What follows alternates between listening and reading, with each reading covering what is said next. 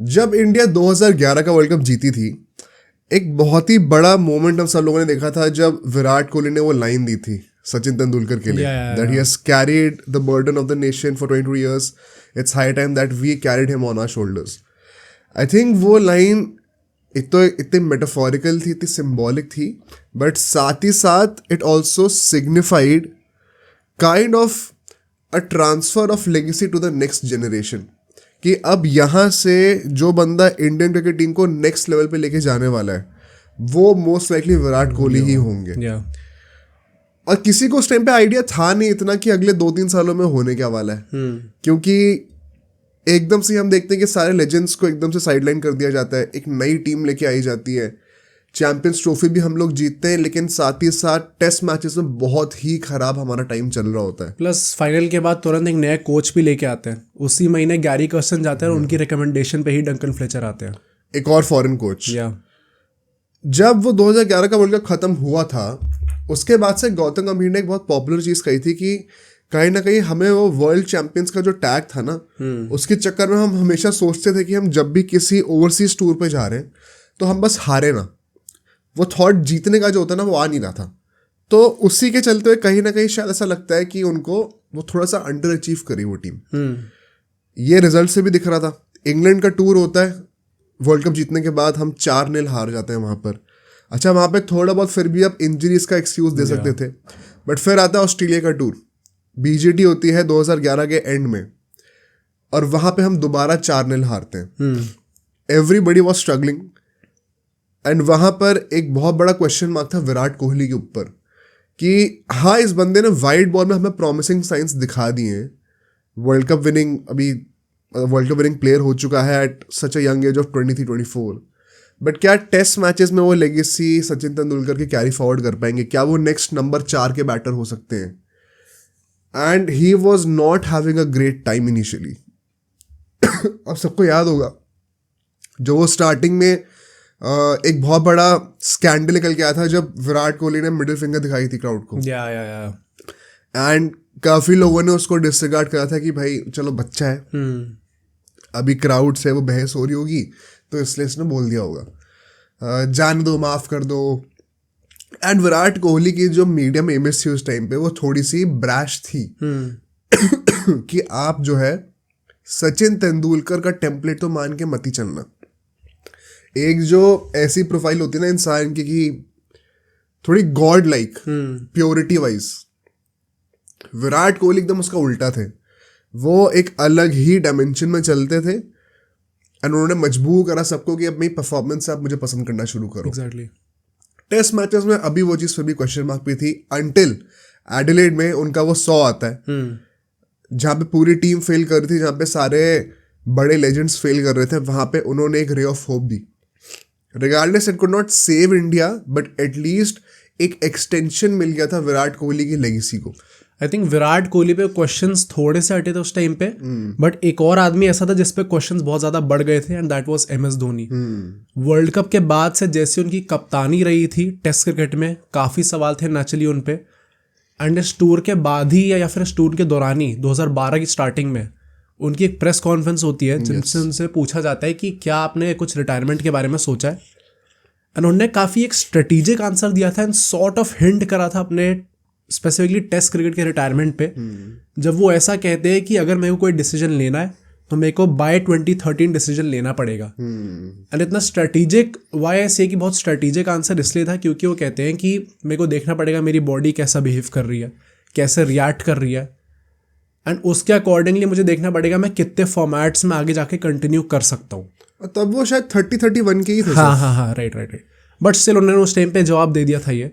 And अगर by chance वो format होता ODI जिससे उन्हें रिटायरमेंट लेना पड़ता तो क्यों 2013 में ही ले लेना चाहिए था, ताकि जो एक यंगस्टर है जो कि 2015 वर्ल्ड कप में देन स्टार्ट करेगा उसे प्रॉपर अच्छे खासे 40-50 इंटरनेशनल गेम्स मिले जिसमें वो टीम के साथ रहे और फिर जेल अप हो सके. तो दैट इज व्हाई आई से कि अगेन एज अ कैप्टन उनकी थिंकिंग काफी आगे की थी. ये चीज तो हमें उनके काफी सारे डिसीजन मेकिंग में दिखी है through out his career. But फिर पता क्या होता है, 2012 में आता है IPL और विराट कोहली का वो IPL बहुत ही ज्यादा गंदा जाता है. ऐसा बोलते हैं कि उस आईपीएल के बाद विराट कोहली एक बार शावर लेके बाहर आ रहे थे एंड उन्होंने अपने आप को देखा मिरर में एंड दिमाग में एकदम से क्वेश्चन आया कि अगर मुझे क्रिकेट खेलना है टॉप लेवल पे और मैं हमेशा कोई भी चीज़ खेलता हूँ या करता हूँ तो बेस्ट होने के लिए करता हूँ, मैं सिर्फ compete करने के लिए नहीं करता। कंपटीशन का पॉइंट ही तब है जब आप बेस्ट होने के लिए थ्राइव कर रहे हो। तो अगर मुझे बेस्ट बनना है तो क्या मैं इस बॉडी के साथ सर्वाइव कर सकता हूँ जितना वर्कलोड भर रहा है। और एक बहुत ही होता है ना इनर कॉलिंग आती है कि ये क्या कर रहा हूँ मैं भी। एंड विराट कोहली कहते हैं कि उसके अगले दिन से ही मैंने अपनी पूरी डाइट चेंज करी। मैं हफ्ते में 6 दिन जा रहा था 2-2 घंटे जिम के लिए एंड खुद ही मैंने सब फिगर आउट करा कि क्या डाइट होनी चाहिए, क्या वर्कआउट प्लान होना चाहिए। एंड वहाँ से जो उनका ट्रांसफॉर्मेशन हुआ है वो शायद आज तक विराट कोहली की लेगेसी का one of the biggest parts हमें देखने को मिलता है। उस ट्रांसफॉर्मेशन की वजह से इंडिया के ऊपर कितना इम्पैक्ट पड़ा है ये तो हमें आगे आने वाले सालों में पता चलने वाला था। बट हमें थोड़े बहुत इनिशियल साइंस ऑफ प्रॉमिस भी दिखने शुरू हो गए थे एंड ये हम विराट कोहली के परफॉर्मेंस से भी देख सकते हैं। क्योंकि जो 2012 का T20 वर्ल्ड कप था जहाँ पे बहुत एक हार्ट ब्रेकिंग तरीके से इंडिया बाहर हो जाती है, वहाँ पर भी इंडिया के टॉप स्कोरर जो थे वो विराट कोहली थे। 2013 की चैंपियंस ट्रॉफी का जो फाइनल था उसमें भी टॉप स्कोरर विराट कोहली ही थे। और 2014 का जो T20 वर्ल्ड कप था वो तो हम सबको याद है, परहैप्स द फर्स्ट टाइम जब विराट कोहली ने एकदम होता ना जो किंग वाला जो टैग है कि like a king he led the team from the front with his performances. ये शायद पहली बार हमने देखा था कि पूरा का पूरा टूर्नामेंट स्टार्ट टू फिनिश रौंद के रखा हुआ दूसरी टीम को। वहां तक मुझे लगता है बाय 2014 T20 वर्ल्ड कप हम फाइनल्स में हारे थे बट किसी को भी अब कोई डाउट रह नहीं गया था विराट कोहली के वाइट बॉल क्रिकेट के क्वेश्चन के ऊपर। हमें क्लियर हो चुका था कि सचिन के बाद यही अगले इंसान आने वाले हैं जो कि इंडिया की लेगेसी को आगे लेके जाएंगे। इफ़ यू रिमेंबर उस टाइम के दौरान इन्होंने ओडीआईज में भी काफ़ी इंपॉर्टेंट इनिंग्स ऑलरेडी खेल दी थी। वो 2012 का होबार्ट वाली इनिंग्स थी, एशिया कप वगैरह में, एशिया कप में 183 मारे थे जो कि सचिन का लास्ट मैच निकल के आया था। और इसी दौरान 2013 के एंड में सचिन रिटायर भी हो गए थे। वाइट बॉल में तो आई थिंक विराट कोहली ने वो होल फिल कर दिया था एंड रोहित शर्मा भी अब थ्राइव करने लग गए थे तो ओपनिंग वाली पोजीशन भी सॉर्ट हो गई थी। बट 2013 में जब सचिन रिटायर हुए थे विराट कोहली वॉज ट्रूटेड as the next number 4 as that guy जो कि टेस्ट में भी सचिन को सरपास करेंगे। एंड वो चीज़ अभी दिख नहीं रही थी। थोड़े थोड़े हिंट्स दिख जाते थे कभी कभी, एक बहुत ही फ्लॉलेस 100 आ गई कभी, बट एज सच ऐसा लग नहीं रहा था कि विराट कोहली ने अभी तक अपने प्रॉमिस पे लिव अप करा है। और अभी तक अब उनकी एज 24-25 की हो गई थी, अपने मिड-20s अप्रोच कर रहे थे। एंड ये था कि यार अब अगर आपको ऑल फॉर्मेट प्लेयर बनना है जैसे सचिन थे तो वहां पे आप कहीं ना कहीं शायद लैग कर रहे हो। इट डिडंट सीम लाइक कि विराट कोहली भी था जो कि टेस्ट क्रिकेट भी डोमिनेट कर सकते हैं। लगा था वाइड बॉल तक रिस्ट्रिक्टेड प्लेयर है वो एक्चुअली में। और यहाँ से हम लोग अपने नेक्स्ट सेगमेंट पे चलते हैं, the second segment, the ice cold summer. क्योंकि 2014 में जून का महीना आता है, T20 वर्ल्ड कप बहुत अच्छा जाता है विराट कोहली का, फिर आईपीएल चला जाता है। आईपीएल मई में खत्म हो जाता है, जून आता है एंड जून में टेस्ट सीरीज शुरू होती है। इंडिया को जाना था इंग्लैंड के लिए, 5 टेस्ट मैचेस खेलने को मिलने वाले थे। आई थिंक ये जो टूर है, मुझे बोलना भी नहीं पड़ेगा, सारे फैंस को ऑलरेडी समझ में आ गया होगा हम किस टूर की बातें कर रहे हैं। और ये टूर इतना बड़ा इम्पोर्टेंस होल्ड करता है विराट कोहली के करियर में, क्योंकि अगर ये टूर ना आया होता तो शायद विराट कोहली आज वो विराट कोहली नहीं होता। इंडिया जब एंटर करती है इस टूर को, स्टार्ट उन लोगों ने एक्चुअली बहुत अच्छा करा था। पहला टेस्ट मैच ड्रॉ हो जाता है, बहुत पाटा विकेट थी तो रन इतने बन रहे थे कि कोई टीम ऑल आउट ही नहीं हुई एंड रिजल्ट नहीं निकल पाता। बट अगर आप इंग्लैंड जाकर अवे टूर पे जा रहे हो और आप ड्रॉ कर दे रहे हो पहला match, it is not a bad start for India. Mind you, पिछले 2 सालों में, इनफैक्ट 3 सालों में, 2011 से हम अभी तक 0 अवे टेस्ट मैचेस जीते थे। 3 साल हो चुके थे। 2011 में 2 अप्रैल को हम लोग वर्ल्ड कप जीते थे और ये 2014 जून की बात है। 3 साल से ज्यादा हो चुके थे, हम अभी तक एक भी अवे टेस्ट मैच नहीं जीते थे। ड्रॉ कराए थे पर जीते नहीं थे। एग्जैक्टली। बट वो चीज चेंज होने वाली थी, क्योंकि जब सेकंड टेस्ट मैच आता है लॉर्ड्स में, वहां पे हम देखते हैं कि इंडिया एक हिस्टोरिक विन लेके आता है। एक टाइम पे ऐसा भी लग रहा था कि शायद ये जीत पाएंगे कि नहीं जीत पाएंगे। रहाणे 100 मार देते हैं वहाँ पर एंड ईशांत शर्मा 7 विकेट ले लेते हैं। आई स्पेसिफिकली रिमेंबर कि एक at a point of time ऐसा लग रहा था कि छड़ी लग गई है विकेट्स की एंड सारी बॉलें जो है ईशांत शर्मा बाउंसर मार रहा है, ऐसा हो गया था। एंड काइंड ऑफ हमने इंग्लैंड को उनके ट्रैप में ही फंसा दिया था। उसके चलते हुए a very iconic win and India 1-0 से लीड कर रही थी with 3 test matches to go. किसी ने एक्सपेक्ट नहीं किया था गोइंग इनटू द सीरीज। आपके पास अब सचिन भी नहीं है अवे टूर में, लक्ष्मण, द्रविड़ सब जा चुके हैं और आप फिर भी ऐसे डोमिनेट कर रहे हो।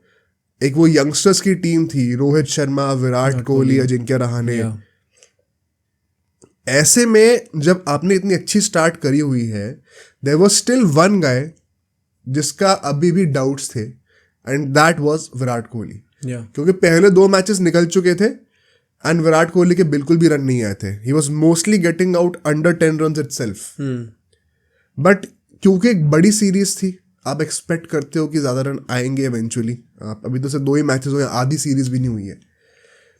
जब मैंने इस पॉडकास्ट की रिसर्च की थी ना, मैंने काफ़ी सारे इंटरव्यूज़ देखे थे विराट कोहली के भी, उस टाइम के दौरान एंड उस टाइम के बाद भी, जब विराट कोहली इन हाइंडसाइट बात कर रहे थे अपने टूर के लिए। एंड उन्होंने 2 चीज़ें बड़ी स्पेसिफिकली मेंशन करी थी। वो कहते हैं कि जब मैं 2014 के इंग्लैंड टूर में गया था तो मैं बहुत ज़्यादा ऑब्सेस था कि मुझे खुद रन मारने एंड मैं टीम को कैसे देता हूँ ये बिल्कुल नहीं सोच रहा था, क्योंकि मेरे दिमाग में परसेप्शन ये था कि मुझे अपनी टेस्ट लेगेसी को एस्टैब्लिश करना है। और अगर मैंने इंग्लैंड के अगेंस्ट इंग्लैंड में जाकर रन मार दिए तो आई हैव अराइव्ड। उस चक्कर में वो कहते हैं कि कहीं ना कहीं जो मेरा मोटिव था क्रिकेट खेलने का, शायद वो थोड़ा सा हिला होगा। एंड इस पॉइंट तक बात आ गई थी जब हमने देखना शुरू करा कि जेम्स एंडरसन जो है वो 4th-5वें स्टंप के बॉल पे एकदम ही खोल देते थे विराट कोहली को। विराट कोहली कहता हूँ मेरे करियर का लोएस्ट पॉइंट था, क्योंकि मुझे पता होता था कि मैं जब सुबह सो के उठता था और मुझे टेस्ट मैच खेलने जाना होता था, आई न्यू कि मैं आज आउट होने वाला हूँ भाई साहब। एंड वो इतनी गंदी फीलिंग थी कि मुझे पता मैं आउट होने वाला हूँ, फिर भी मुझे उठ के खेलना जाना पड़ेगा। And after that tour Virat Kohli कहते हैं कि मैंने अपने आपको प्रॉमिस किया था कि मैं कभी अपने आपको ऐसा फील दोबारा करने नहीं दूंगा। आज के टाइम पे आप जैसे विराट कोहली को देखते हो, जैसे उनका एटीट्यूड है, जैसे उनके इंटरव्यूज होते हैं, you can not even think at some point of time he was genuinely इतने नेगेटिव माइंडसेट में थे कि उन्हें लगता था कि मैं सुबह उठा और मैं क्रिकेट खेलने जाऊंगा, मैं आउट हो जाऊंगा और मैं कुछ कर भी नहीं सकता उसके बारे में। एंड इसमें वियर्ड पार्ट पता है क्या है, ऑनेस्टली अगर आपने उस टाइम पे लाइव देखी होगी सीरीज, मुझे तो क्लियरली याद है कि वो था, ऑडियंस के दिमाग में भी था। अच्छा। कि विराट कोहली अभी आया हुआ है, और जब विराट कोहली बैटिंग करने आता था ना, तो अब देखो इंग्लैंड के ग्राउंड जितना बड़े होते नहीं है, 20-25 हज़ार के क्राउड होता है and everybody feels very involved in the game. तो वो ना जैसे जिमी एंडरसन, अब जैसे जब विराट कोहली आ रहा है तो जानबूझ के एंडरसन को बॉलिंग के लिए लाया जा रहा है, फिर जब एंडरसन रन अप पे आ रहा है तो सब लोग वो ऐसे करके बातें कर रहे हैं, शाउट्स लगा रहे हैं क्राउड में, बिल्डअप कर रहे हैं पूरे उसके रन अप का। तो वो पूरा माहौल ही ऐसे सेटअप हो रहा था कि अभी आउट होने वाला है। वो मतलब क्राउड ने और टीम ने भी इंग्लैंड की बहुत बड़ा पार्ट प्ले करा था उसमें, and they made us believe also कि यार ये शायद अभी आउट हो जाएगा।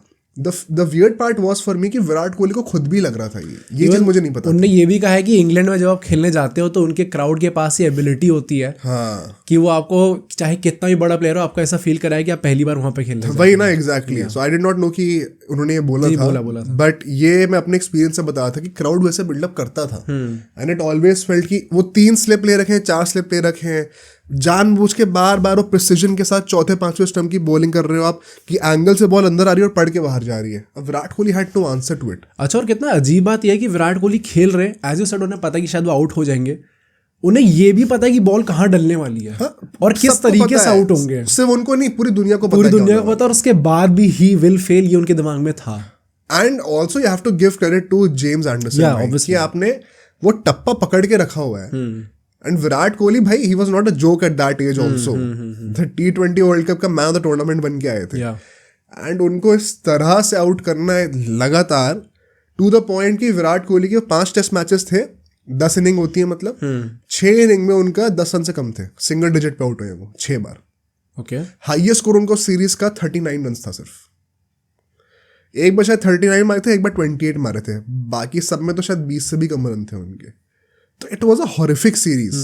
इंडिया के नंबर 4 की एक्सपेक्टेशन है सचिन तेंदुलकर, और उसके बाद अगर कोई नंबर 4 का बैटर जो कि इतना प्रॉमिस दिखा के आया है वाइड बॉल में, अगर वो इस तरह से फेल होता है तो मीडिया तो बैठी हुई है आपको अब्यूज करने के लिए। प्लस आई थिंक वो एक्सपेक्टेशंस का जो भार होता है, अगर आपको from the beginning of your career ही आपको सचिन तेंदुलकर से कंपेयर कर दिया जाए, देन ऑब्वियसली जैसे हमने स्टार्ट करा था पॉडकास्ट की, विराट कोहली ने ऐसा कहा था वर्ल्ड कप के बाद, it's about time we carry him on our shoulders, तो सबको ऐसा लगेगा कि he is the natural heir उस पूरे थ्रोन के लिए। एंड उसके बाद अगर वो लिव अप नहीं कर पा रहे तो फिर लोग उतनी ही ज्यादा गालियां भी देते हैं। और ये सिर्फ विराट कोहली का ही नहीं, पूरी इंडियन टीम के साथ भी हुआ, क्योंकि हमने स्टार्ट बड़ी अच्छी करी थी बट अगले 3 टेस्ट मैचेस में हम लोग ह्यूमिलिएट होते हैं। एक टेस्ट मैच में कुछ 200-250 रन से हारते हैं और 2 टेस्ट मैच में तो इनिंग्स डिफीट मिल जाती है। अच्छा, okay. तो आफ्टर स्टार्टिंग सो वेल हम लोग अल्टीमेटली 3-1 हारते हैं। एंड जो पते की बात थी वो ये थी कि टॉप स्कोरर थे मुरली विजय, जिनका उस टाइम पे ओवरसीज का रिकॉर्ड काफी अच्छा चल रहा था इंडिया की तरफ से, बट सेकंड हाईएस्ट स्कोरर कौन था? Dhoni. Mahendra Singh Dhoni was the second highest scorer of the series for India. And काफी टाइम पे ये भी था कि वो अकेले आके लो डाउन दी ऑर्डर अच्छी इनिंग्स खेला करते थे, वेरी क्रूशियल 50s मारते थे, बट सपोर्ट नहीं था, ना मिडिल ऑर्डर से ना लोअर ऑर्डर से। इसके चलते हुए विराट कोहली के ऊपर जो क्वेश्चंस थे वो तो थे ही एज अ प्लेयर, बट वो फिर भी 24-25 साल के ही थे, अभी पूरे 10-15 साल आगे पड़े हुए थे। MS धोनी के लिए टाइम रन आउट कर रहा था। एंड आई थिंक इसके बाद ना एक बहुत मोन्यूमेंटल शिफ्ट आया था BCCI में और जो इंडियन क्रिकेट टीम की कोचिंग स्टाफ था उसके अंदर, क्योंकि जब डंकन फ्लेचर आए थे आफ्टर द वर्ल्ड कप, अब उन्हें ऑलमोस्ट 4 साल हो गए थे, और 4 साल में धोनी और डंकन फ्लेचर की आपस की बॉन्डिंग बहुत अच्छी बन गई थी। साथ में वो एक ICC इवेंट भी जीत चुके थे, तो नेचुरली होना था कि काफ़ी अच्छी बन जाती। एंड धोनी को उस टाइम पे एक फ्री हैंड दे रखा था टीम के ऊपर, जो कि हम आज तक एसोसिएट करते हैं कि चाहे वो CSK में खेलेंगे चाहे वो इंडियन क्रिकेट टीम में खेलेंगे, ही नोस किसको खिलाना है, किस पॉइंट ऑफ टाइम पे खिलाना है, किसको कब खिलाना है। एंड सो एक वो रिस्पॉन्सिबिलिटी उन्हें दे दी जाती है कि आपके हाथों में हमने टीम दे दी है, अब आप इसको संभालिए। एंड नेचुरली वो कैलिबर रखते हैं, इसलिए उन्हें दिया भी गया था ये। बट इसके बाद डंकन फ्लेचर पे खुद पे इतने सवाल थे, क्योंकि India was very BCCI was very disappointed कि ये 3-1 की सीरीज। एंड ऑनेस्टली होना बनता भी है, क्योंकि आप 3 साल 3.5 साल हो चुके हैं और आप एक भी ओवरसीज सीरीज जीते तो छोड़ो, आप सिर्फ एक ही टेस्ट मैच जीते हो बाहर। हाँ, पूरे 3-3.5 सालों में एज वर्ल्ड चैंपियंस थे उस टाइम पे। या प्लस आई थिंक उस टाइम पे एक एक्सपेक्टेशन भी शायद पहले 2 मैचेस के बाद बिल्ड हो गई थी। हाँ? कि फाइनली शायद कुछ स्कोर हम लोग एटलीस्ट ड्रॉ सीरीज कर सकते हैं। बड़ा ह्यूमिलिएट हुए उसके बाद। फिर उसके बाद आप 3-1 हारे तो it was a humiliation, and so BCCI had to take some action उसके बाद से। एंड सो उसके बाद रवि शास्त्री को वापस लाया जाता है। 2007 के बाद उन्हें वापस बनाया गया था कोच, और फिर अब यहाँ पे वापस लाया जाता है। जब भी BCCI कुछ क्राइसिस में होती है, हमेशा Ravi Shastri is probably that guy जिन्हें लाके बचाया जाता है टीम को, एंड उन्हें डायरेक्टर ऑफ क्रिकेट बनाया जाता है। कोच अभी भी वो डंकन फ्लेचर ही थे और उनको ट्रस्ट दिखाया जा रहा था। But the point is Duncan Fletcher के जो असिस्टेंट कोचेस थे, एक का नाम था ट्रेवर पेनी और दूसरे का नाम था जो डेव्स, उन दोनों को रिप्लेस करा जाता है। जब BCCI के चेयरमैन आके ये कहते हैं कि मेरे हिसाब से इस टाइम पे इंडियन असिस्टेंट कोचेस होने चाहिए ताकि वो हेल्प कर सके अपने डंकन फ्लेचर को। एंड सो उस टाइम पे अपॉइंट करा जाता है संजय बांगर को, जिनका नाम आजकल काफ़ी चल रहा है, एंड भरत अरुण को। असिस्टेंट कोचेस वो होते हैं, एंड R श्रीधर आते हैं इस टाइम पे एज द फील्डिंग कोच, जिन्होंने आगे जाके अपनी ऑटोबायोग्राफी में काफ़ी खुलासे करे इंडियन क्रिकेट टीम के। तो आप कह सकते हो कि डंकन फ्लेचर को एक तरीके से विश्वास दिखाया गया, बट नहीं भी दिखाया गया। करेक्ट, क्योंकि आपने उनके असिस्टेंट कोचेस को तो हटा ही दिया, एंड अब एकदम नई बॉन्डिंग होना इंडियन कोचेस से, it is kind of difficult. उस टाइम पे एज यू सेड धोनी पे सवाल थे कप्तानी के, एंड ऐसा कहते हैं, अगेन ये BCCI ना ऑफिशियली मतलब जो उनके सोर्सेज बताते हैं, उनके अकॉर्डिंग ऐसा था कि जो बोर्ड है उन्होंने पूरा ट्रस्ट दिखाया MS धोनी पे कि आप अभी भी कप्तानी करिए। बट नेचुरली जो मीडिया थी वो इतनी आराम से बैठने नहीं वाली थी। हाँ। अब रवि शास्त्री जब अंदर आते हैं तो उनको एक फुल अथॉरिटी दे दी जाती है। अच्छा। कि स्टीफन फ्लेमिंग कह रहा, डंकन फ्लेचर का जो चाहे डिसीजन हो, अल्टीमेट अथॉरिटी जो होगी वो रवि शास्त्री की होगी। जो डिसीजन मेकिंग होंगी वो रवि शास्त्री डिसाइड करेंगे क्या होगा। एंड सो रवि शास्त्री जब टीम में आते हैं तो उनका रिलेशनशिप धोनी से उतना बढ़ता नहीं है जितना कोहली से बढ़ जाता है। जो कि हम बाद में भी जाके देखते हैं कितनी अच्छी बॉन्डिंग है उनकी। एंड धोनी के लिए एक सॉर्ट ऑफ ऑकवर्ड पोजीशन इसलिए हुई थी क्योंकि उसने ऐसे सेटअप में कभी पहले काम करा नहीं था। करेक्ट। धोनी से वो फ्री हैंड भी थोड़ा सा ले लिया गया था क्योंकि Ravi Shastri was the guy जिसकी अल्टीमेट डिसीजन मेकिंग होनी थी। जो उनके कोच थे डंकन फ्लेचर, उनकी और धोनी की जिनकी आपस में इतनी अच्छी बनती थी, अब डंकन फ्लेचर का भी रोल थोड़ा सा लिमिट कर दिया गया था। एंड आपका जूनियर है विराट कोहली जिसके साथ बॉन्डिंग बेटर हो रही है, तो नेचुरली धोनी की पोजीशन थोड़ी ऑकवर्ड हो गई थी। He did not exactly know कि क्या उसका एक्चुअली में कैप्टेंसी अब बनती है नहीं बनती, रोल क्या है टीम में एग्जैक्टली। हाँ, क्या टीम इंडिया एक्चुअली में अभी भी उन्हें टेस्ट क्रिकेट में एज अ लीडर देख रही है नहीं देख रही। एंड सो आगे जाके कुछ डिसीजंस आने बनते थे, बट उस टाइम पे ये बातें स्टार्ट हो गई थी। एंड धोनी से जब वो फ्री हैंड लिया गया, he was not happy with that. हमने उनकी मूवी में भी देखा, उनने ये डायलॉग बोला था सिलेक्टर से बात करते हुए कि if you can't give me my team then I don't want to be the captain. अगर वो मूवी में है, जस्ट मतलब आप उससे एक्सट्रैक्ट कर सकते हो वो पार्ट एंड सोच सकते हो कि शायद ये उनकी सोच होगी कि भाई अगर मेरे को कैप्टन रखना है तो मेरे हिसाब से चलो, और अगर आपको अपने हिसाब से चलना है ठीक है, मेरे को कैप्टन नहीं बनना। और ये सही बात भी है।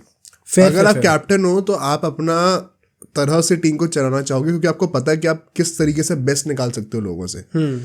अगर आप वो नहीं प्रोवाइड कर सकते मुझे, तो फिर आप किसी और के साथ जाओ, क्योंकि मैं इस चीज़ में अपना बेस्ट कंट्रीब्यूशन नहीं दे पाऊंगा एज अ कैप्टन। तो it's a very fair demand in my opinion. And so England का जो टूर खत्म हुआ उसके बाद सबकी आंखें थी भाई हमें साल के एंड में ऑस्ट्रेलिया जाना है एंड वहाँ पे बीजीटी होने वाली है। And so leading up to that BGT you can actually see कि धोनी के हिसाब से भी बहुत फेवरेबल कंडीशंस थी नहीं उसके लिए। अगर पूरा रोल चेंज हो गया तो उसको हमेशा से लगेगा कि यार शायद मैं थोड़ा अनवांटेड हूँ इस टीम के अंदर। And so BGT was supposed to be a very big question. और जो दूसरे कैरेक्टर है हमारे स्टोरी के on the side, Virat Kohli, या उनके साथ एक थोड़ी सी रेवोल्यूशनरी चीज आनी शुरू होती है। अभी तक जो पहला टर्न अराउंड हम देखते हैं विराट कोहली करियर में वो था उनका फिटनेस का। बाय दिस टाइम इंग्लैंड वाले टूर में भी फिटनेस पे कोई क्वेश्चन नहीं था। हाँ. फिटनेस उनकी अच्छी हो चुकी थी, ऑलरेडी शेप में आ चुके थे। सेकेंड जो ट्रांसफॉर्मेशन आता है after this England tour was mental, कि आप विजुअलाइजेशन करना शुरू कर देते हो, आप सेल्फ बिलीव बहुत ज़्यादा लेके आते हो। ऐसा बोलते हैं कि after that England tour actually scene क्या था कि अब काइंड ऑफ जो बीजीटी आ रही थी वो थोड़ा बहुत डू और डाई सिचुएशन विराट कोहली के लिए भी थी टेस्ट क्रिकेट में। टेस्ट क्रिकेट में, क्योंकि तब तक क्या हुआ था कि आफ्टर द इंग्लैंड टूर उन्होंने 51 इनिंग्स खेली थी टेस्ट मैचेस में और सिर्फ 39.47 की एवरेज थी। okay. और 600 थी 51 इनिंग्स में। विराट कोहली को जिनको हम आज जानते हैं उनके स्टैंडर्ड से काफ़ी कम है। तो अगर आपको इंडिया का नेक्स्ट नंबर 4 बनना है, बेंचमार्क बहुत हाई सेट हो रखा है। हाँ, वाइस कैप्टन हो टीम के, लेकिन अगर आप अच्छा नहीं परफॉर्म करोगे तो कब तक ही आपको सेव करा जाएगा। तो विराट कोहली के अंदर भी वो फायर थी भाई कि मुझे इस सीरीज में अपने आप को प्रूव करना है। यहीं पर मेरी पहली टेस्ट 100 भी आई थी, ऑस्ट्रेलिया के अगेंस्ट ही 2 साल पहले, और अब मैं दोबारा वहीं पर जा रहा हूँ। This is my time to make a come back. ऐसा बोलते हैं कि 2014 की सीरीज के बाद उन्होंने सचिन तेंदुलकर को कॉल करा एंड उनके साथ बहुत ज़्यादा काम करा अपनी टेक्निक के ऊपर। एंड आई थिंक ये बहुत ही ज़्यादा इम्पॉर्टेंट मूव था विराट कोहली के करियर में, बिकॉज आप सचिन के पोजीशन पर ही खेलने वाले हो और सचिन से बेहतर कौन जानता है ऑस्ट्रेलिया में रन मारना। तो बहुत ही अच्छे मेंटोर को ढूंढा विराट कोहली ने, उनसे सही गाइडेंस ली एंड सचिन तेंदुलकर ने काफ़ी आई एम श्योर अच्छे टेक्निकल इनपुट्स दिए होंगे। बट साथ ही साथ मुझे लगता है इससे भी इम्पोर्टेंट चीज़ पता क्या करी विराट कोहली ने, वो कहते हैं कि एक तो मैं पागलों की तरह ट्रेनिंग कर रहा था क्योंकि वो अंदर फायर होती है कि मुझे प्रूफ करना है।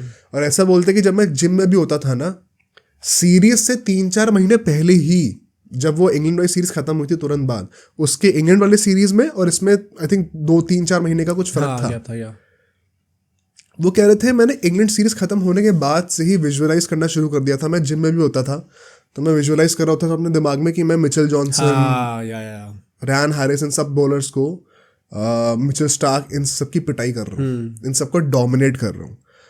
एंड वो कहते थे कि उस टाइम पे ये थोड़ा सा है, कोई भी किसी को बोलता तो पागल समझते मेरे को, क्योंकि अच्छा कई लोगों को पता नहीं है, सब लोग मिचेल स्टार्क कर रहे होते हैं। Mitchell Johnson was Mitchell Starc before Mitchell Starc. Mitchell Starc में बहुत बड़ा एक, मैं जब रिसर्च करता था ना तो मैंने ये चीज़ नोटिस करी थी, एक बहुत बेसिक डिफरेंस बताता हूँ। मिचेल स्टार्क की तुम बताओ, अच्छा तुमने जितना देखा है, सबसे हम मिचेल स्टार्क को किस बॉल से रिलेट करते हैं?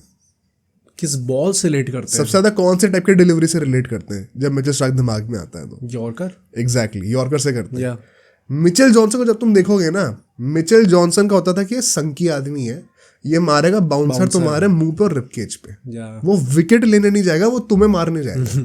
उस पीक में वो ऐसा था। या ये डिफरेंस है मिचेल स्टार्क और मिचेल जॉनसन में।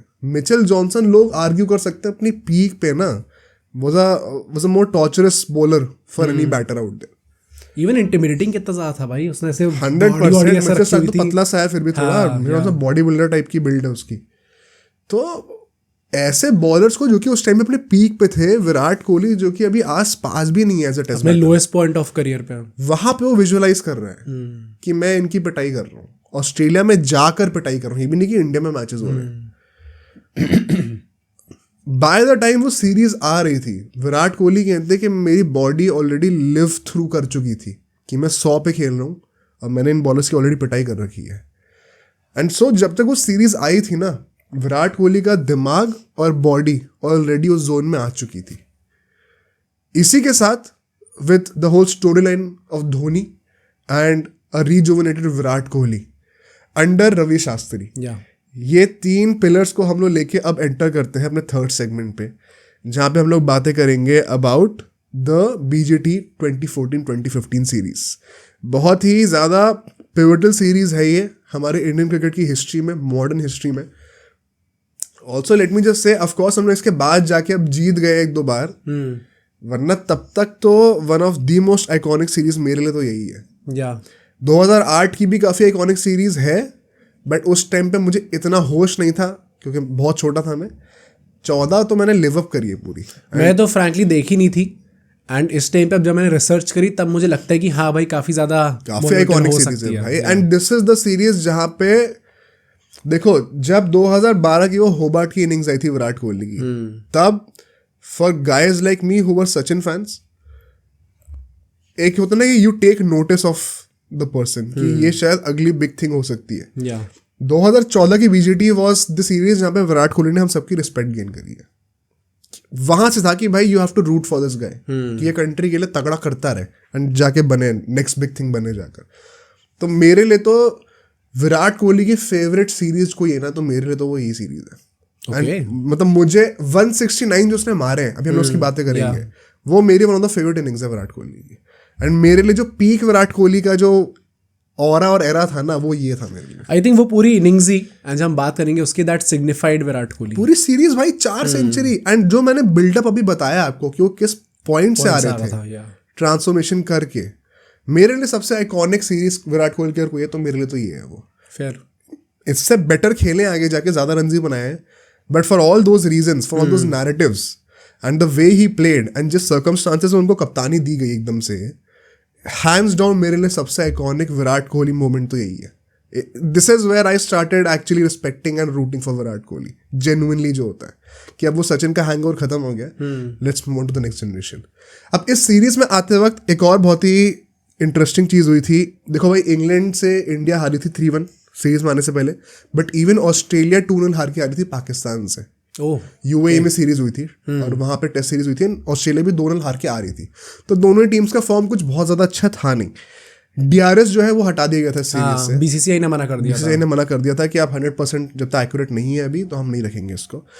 कॉन्ट्रोवर्शियल डिसीजन आई थिंक रखना चाहिए था, बट अब BCCI उस टाइम पे थी ऐसी। ये मेजर चेंज आया गांगुली के अंडर। हमने आगे जाके सीरीज के अंदर काफी डिसीजंस देखी भी जो कि DRS होता तो शायद बच जाते। जो पहला टेस्ट मैच था ना, वो गैबा में होना था, एडिलेड में होना था, पहला गैबा में होना था, और फिर उसको फिल ह्यूज की डेथ हो गई थी उस टाइम पे, तो फिर वो पोस्टपोन कर दिया गया। अच्छा, 4 दिसंबर को होना था पहला टेस्ट मैच, बट उसको पोस्टपोन कर दिया गया एंड फिर 9 दिसंबर को पहला टेस्ट मैच हुआ। और वो भी जिन लोगों को नहीं पता, बहुत ही ज्यादा हॉरिफिक इंसिडेंट था। इनफैक्ट इतना बड़ा इन्फ्लुएंस था उसके ऊपर, क्योंकि हम लोग भी क्रिकेट खेल रहे थे प्रोफेशनली उस टाइम पे। दिस इज द टाइम जब वो टाइम्स ऑफ इंडिया वाला टूर्नामेंट हुआ था मेरा, जिसका बैट तुम्हारे पास है। और वो टूर्नामेंट मेरे लिए पर्सनली बहुत ज़्यादा इंपॉर्टेंट था, क्योंकि उसके बाद से जो मेरा बैटिंग का परफॉर्मेंसेस थी वो नेक्स्ट लेवल पे चली गई थी for exactly in that tournament. और वो टाइम्स ऑफ इंडिया का पूरा टूर्नामेंट था, मतलब वो कंट्री वाइड टूर्नामेंट था, सारे स्कूल्स को खिला रहे थे उसमें। और पूरा थीम ये था, हमारा जब पहला मैच हुआ था मुझे याद है, इंडिया में नोएडा में ये हो रहा है, ऑस्ट्रेलिया में एक बंदे की मौत हुई है, एक बैट को ऐसे सजा रखा है, उसके ऊपर वो टोपी लगा रखी है। अच्छा, इंडिया में भी हुआ था और फिल ह्यूज के लिए एक मोमेंट ऑफ साइलेंस रखा गया था 1 मिनट का। ओके। एंड वो थीम पूरा था कि वो फिल ह्यूज के लिए खेलना है। इतना बड़ा इन्फ्लुएंस था, क्योंकि जिस तरीके से, जिनको नहीं पता क्या हुआ था, बेसिकली एक बाउंसर आई थी, शॉन एबॉट ने डाली थी, एंड यहाँ पे लगा था उनको, मतलब ये कान के थोड़ा पीछे वाले पार्ट पे लगा था, एंड यूजुअली ये पार्ट हेलमेट से प्रोटेक्टेड होता नहीं है। एंड फिर वो ऑन द स्पॉट मतलब बेहोश हो गए थे, कोलैप्स कर गए थे, and unfortunately could not survive. उसके बाद से हेलमेट चेंज कर दिया भाई। मतलब मुझे याद है उसके बाद मैं कोई बैट को रिपेयर कराने के लिए दुकान पे गया था, जिस दुकान पे हम लोग हमेशा जाते हैं, एंड वहाँ पे नए हेलमेट्स आने लग गए थे जिसमें पीछे प्रोटेक्शन होता था। तो एक वो कल्चरल चेंज था थ्रू आउट द वर्ल्ड इस मोमेंट की वजह से। तो इस सीरीज का स्टार्ट ही बहुत इमोशनल नोट पे हुआ था। इवन जब टेस्ट उनके जो नेट सेशंस होते हैं उस टाइम पे, और ये चीज़ अभी मैं रिसेंटली जब रिसर्च कर रहा था तब मेरी इंस्टाग्राम फीड पे आ गया, उस टाइम पे नेट सेशन के बाहर एक ऐसे मेमोरियल टाइप लगाया गया था फिल ह्यूज के लिए, और उसमें सब लोगों ने अपना बैट रखा था। तब विराट कोहली ने अपना MRF का बैट वहां पे रखा और अपनी इंडिया की टोपी उसके ऊपर। हाँ, ये वो जेस्चर था कि आप बैट को रख के उसके ऊपर टोपी या हेलमेट रख दो, वो as a sign of respect था उस टाइम पे फिल ह्यूज के लिए। तो इसके चलते हुए पहला टेस्ट मैच अब एडिलेड में होता है हमारा, और विराट कोहली ने अपनी पहली सेंचुरी मारी थी एडिलेड में। इस सीरीज में वो आ रहे थे विद समथिंग टू प्रूव, और धोनी हो जाते हैं इंजर्ड, इंजरी हो जाती है ना, तो वो पहले टेस्ट मैच से बाहर हो जाते हैं। So Virat Kohli now becomes the captain also. अब इसके चलते हुए ऑस्ट्रेलियन टीम ने फिल ह्यूज को 13th मैन डिक्लेयर कर दिया था as a token of respect. And काफ़ी वही 1 सेकेंड इमोशनल नोट पे मैच स्टार्ट होता है। ऑस्ट्रेलिया टॉस जीतती है और बैटिंग करने का डिसीजन लेती है। बोलते हैं कि बहुत ही फ्लैट ट्रैक, जो कहते हैं ना एडिलेड का one of the flattest tracks in history, और वहाँ पे करण शर्मा का डेब्यू हो रहा था इंडिया की तरफ से, जो आज भी लोग काफ़ी क्रिटिसाइज करते हैं कि शायद विराट कोहली को डिसीजन नहीं लेना चाहिए था। क्यों? मतलब लोग कहते हैं कि थोड़ा एक आपने डेब्यूटेंट को जाके वहां पे जाके डेब्यू करा दिया। मतलब विराट कोहली तो क्या, तो ये ट्रेडमार्क है, ओवर द इयर्स हमें दिखाई है ये। तो उस टाइम पे ये बहुत था कि विराट कोहली का इनिशियली था कि हमें सिर्फ 4 बॉलर खिलाने टेस्ट मैचेस में। अच्छा, ये बहुत फेमस हुआ था, आगे जाके भी दिखेगा ये। हाँ, throughout this test match मैंने चीज नोटिस करी थी कि इंडिया के वही 4-5 बॉलर थे जो कि लगे पड़े थे, और ऑस्ट्रेलिया में 7-8 बॉलर लाके बॉलिंग कर रहे थे। 5वां बॉलर यूजुअली कोई, मतलब रोहित शर्मा डाल रहा था, मुरली विजय या रायना वगैरह डाल रहे थे, वरना 4 ही प्रॉपर बॉलर से खिला रहे थे ये विराट कोहली के अंडर। अब क्या होता है भाई, यहाँ पे बहुत अनरियल पिटाई होती है इंडिया की, क्योंकि यहाँ पर हम लोग देखते हैं कि वार्नर, स्मिथ और क्लार्क सबने 100 मार दिया। मेरा सबसे पूरा ही मैच देख के ये लग रहा था कि I can not even imagine आज के टाइम पे इंडिया की जो बॉलिंग अटैक है उसकी इस तरह पिटाई हो रही है। The only saving grace for India could be कि कमेंटेटर्स ने कह दिया था कि भाई ये फ्लैटेस्ट विकेट एवर है ऑन एडिलेड, एंड सो शायद आप थोड़ी एक सेविंग ग्रेस दे सकते हो इंडिया को। बट जिस तरीके से इन सब ने आके पिटाई करी थी, वार्नर ने आके 145 मारे थे, माइकल क्लार्क ने 128 मारे, स्टीव स्मिथ ने 162 मारे, इवन मार्श ने आके नीचे 40 रन मार दिए थे। तो इसके चलते हुए, और पता है बाय द वे सेकंड दिन पे बहुत बारिश हुई थी। हाँ, राइट। तो ऐसा भी नहीं है कि कंडीशंस में थोड़ा सा आपको मॉइस्चर ना मिला हो, but India could not capitalise it. In fact Mohammed Shami and Varun Aaron bowling कर रहे थे, दोनों की 5 के ऊपर की इकोनॉमी थी टेस्ट मैचेस में, 5 के ऊपर की इकोनॉमी। आप इमेजिन कर लो कितनी पिटाई हुई है। प्लस सबने जब सेंचुरी मारी थी, सबने ऊपर देखे फिल ह्यूज को ही क्रेडिट दिया था, सबने ट्रिब्यूट दिया था उस चीज को। एंड जो सीरीज की स्टार्टिंग की जो नोट सेट करनी होती है ना, वो इन लोगों ने वो टोन दिखा दी थी कि किस तरीके से बैटिंग होने वाली है। इसी के चलते हुए समहाउ अब इंडिया इनको ऑल आउट करती है। कितने ऑल आउट करती है? डिक्लेयर कर देती है 517 पे फॉर 7 विकेट्स। अल्टीमेटली और खेल सकते थे, बट वो 2 दिन बैटिंग कर चुके थे। उसके बाद वो लोग डिसाइड करते हैं कि हम लोग डिक्लेयर कर देंगे, एंड सो फिर इंडिया बैटिंग करने आती है। And it was a bad start from India, क्योंकि शिखर धवन, जो कि इनकी भी अभी आगे जाके थोड़ी ट्रैजेक्टरी बनती रहेगी through out the series, start हमेशा अच्छा करती है इंडिया, बट देन शिखर धवे unfortunately throws his wicket, and वो जो स्टार्ट होती है इंडिया की, वो सॉर्ट ऑफ वेस्ट चली जाती है। और फिर आते हैं विराट कोहली, पुजारा, एंड देन पुजारा तो मतलब जल्दी आउट हो जाते हैं ना थोड़ा सा। नहीं, पुजारा और मुरली विजय जो थे वो थोड़ा डिसेंट पार्टनरशिप करते हैं, but could not converted into a big 50 और अ बिग 100। विराट कोहली जब आते हैं, वो भी मुझे याद है स्पेसिफिकली कि आती उनके हेलमेट पे पड़ती है बॉल, पहली बॉल थी वो। हाँ आती हेलमेट पे बॉल पड़ती है। आई थिंक तब वो कितने रन पे, 0 रन पे खेल रहा था। हाँ पहली बॉल ही थी। अच्छा, वो इनिंग्स की पहली बॉल थी विराट कोहली? नहीं, हाँ विराट कोहली की पहली बॉल थी वो, और मिचेल जॉनसन ने आती उसके हेलमेट पे मार दी। वो डक कर रहा होता है, सर पे पड़ती है बॉल, या और उसके बाद से विराट कोहली जो स्विच ऑन होता है, then he does not look back. भाई पर सोचो, मतलब आप अपने लोएस्ट पॉइंट से आ रहे हो, आप पहली बॉल खेलने आते हो, और मिचेल जॉनसन जिनको आपने पिछले 3-4 महीने में ये चीज विजुअलाइज करी कि मैं इनको ऑल ओवर द पार्क पीट रहा हूँ, एंड वो आके पहली बार आपके मत्थे पे मारते हैं। Test of character. Yeah and वहां से फिर एक बहुत ही अच्छी पार्टनरशिप वो स्टिच करते हैं रहाणे के साथ, yeah and takes India to 444 at the end of day 3। Yeah Virat Kohli की 100 आती है। आई थिंक ये 100 काफी हद तक वो प्रेशर को ना रिलीज कर दी थी कि अभी इतने टाइम से मेरे ओवरसीज टूर पे रन नहीं आ रहे। हाँ राइट। मैं एज अ कैप्टन खेल रहा हूँ, all of a sudden added burden भी आ गया है, but still I performed in the very first innings as a captain. And plus जो विजुअलाइज कर था वो चीज एक्चुअली मैनिफेस्ट हो भी रही है।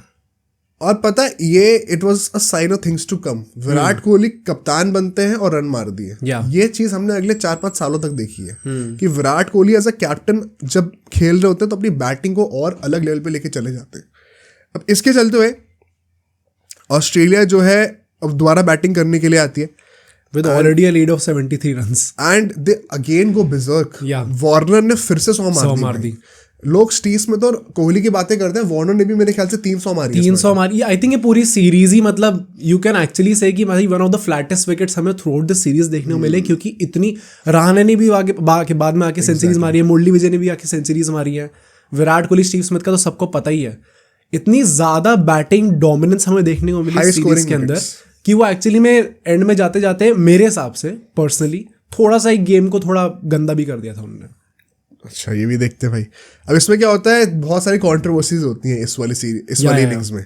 वरुण आरोन जो है वो नो बॉल पे डेविड वार्नर को आउट कर देते हैं, सेलिब्रेशन चल रहा होता है, बट पता चलता है कि नो बॉल में तो नॉट आउट है वो।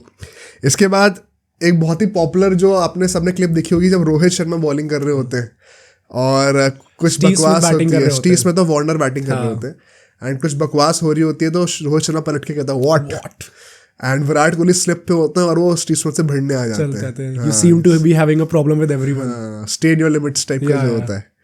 और भाई वो तो बहुत ही आइकॉनिक, मतलब वो मोमेंट है, उसमें डेविड वार्नर जो है लड़ाई रोक रहे होते हैं। लोग ये कहते हैं कि विराट कोहली ने एज अ कैप्टन, मतलब, और ये चीज मैं डिस्कस भी करूंगा बाद में जाके और डिटेल में, but he was genuinely ready for it भाई उस टाइम पे।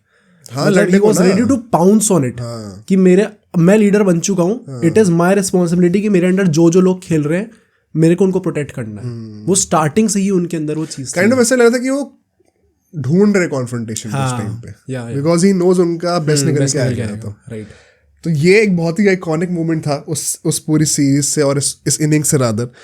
बट रिगार्डलेस, इसके बाद स्मिथ और मार्श, क्योंकि अब ऑस्ट्रेलिया के पास अच्छी लीड हो चुकी थी, तो वो हाई रेट पे खेलने लग गए थे। स्मिथ ने 50 भी मार दी। इसमें तो मुझे याद है भाई, स्मिथ तो एक टाइम पे हथौड़ा चला रहा था, बैकफुट पे वेट करके फ्रंट लेग क्लियर करके कुछ भी मार रहा है बंदा, एकदम अनऑर्थोडॉक्स, क्योंकि प्रेशर ही नहीं है भाई, बहुत रन बन चुके हैं।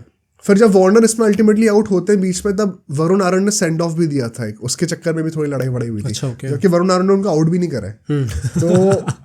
तो वो होता है, मतलब ये बहुत ज्यादा हीटेड था ये गेम। आपको स्टार्टिंग से दिख रहा है कि कितना हीटेड होने वाला है। इसमें इंडिया को क्रिटिसाइज भी करना चाहता है कि आप बहुत ही नेगेटिव टैक्टिक्स पे चले गए हो, क्योंकि जब रन बहुत पड़ रहे थे, जैसे करण शर्मा के एक ओवर में 24 रन आए थे, तो यही था कि आपको थोड़ा विकेट लेने के लिए जाना चाहिए, आप रन बचाने के लिए खेल रहे हो, टाइम वेस्ट कर रहे हो, फायदा क्या, राइट। एंड अल्टीमेटली फिर इंडिया की बैटिंग आती है डे 5 पे, एंड बैटिंग आने से पहले 364 का टारगेट मिला था इन्हें ultimately.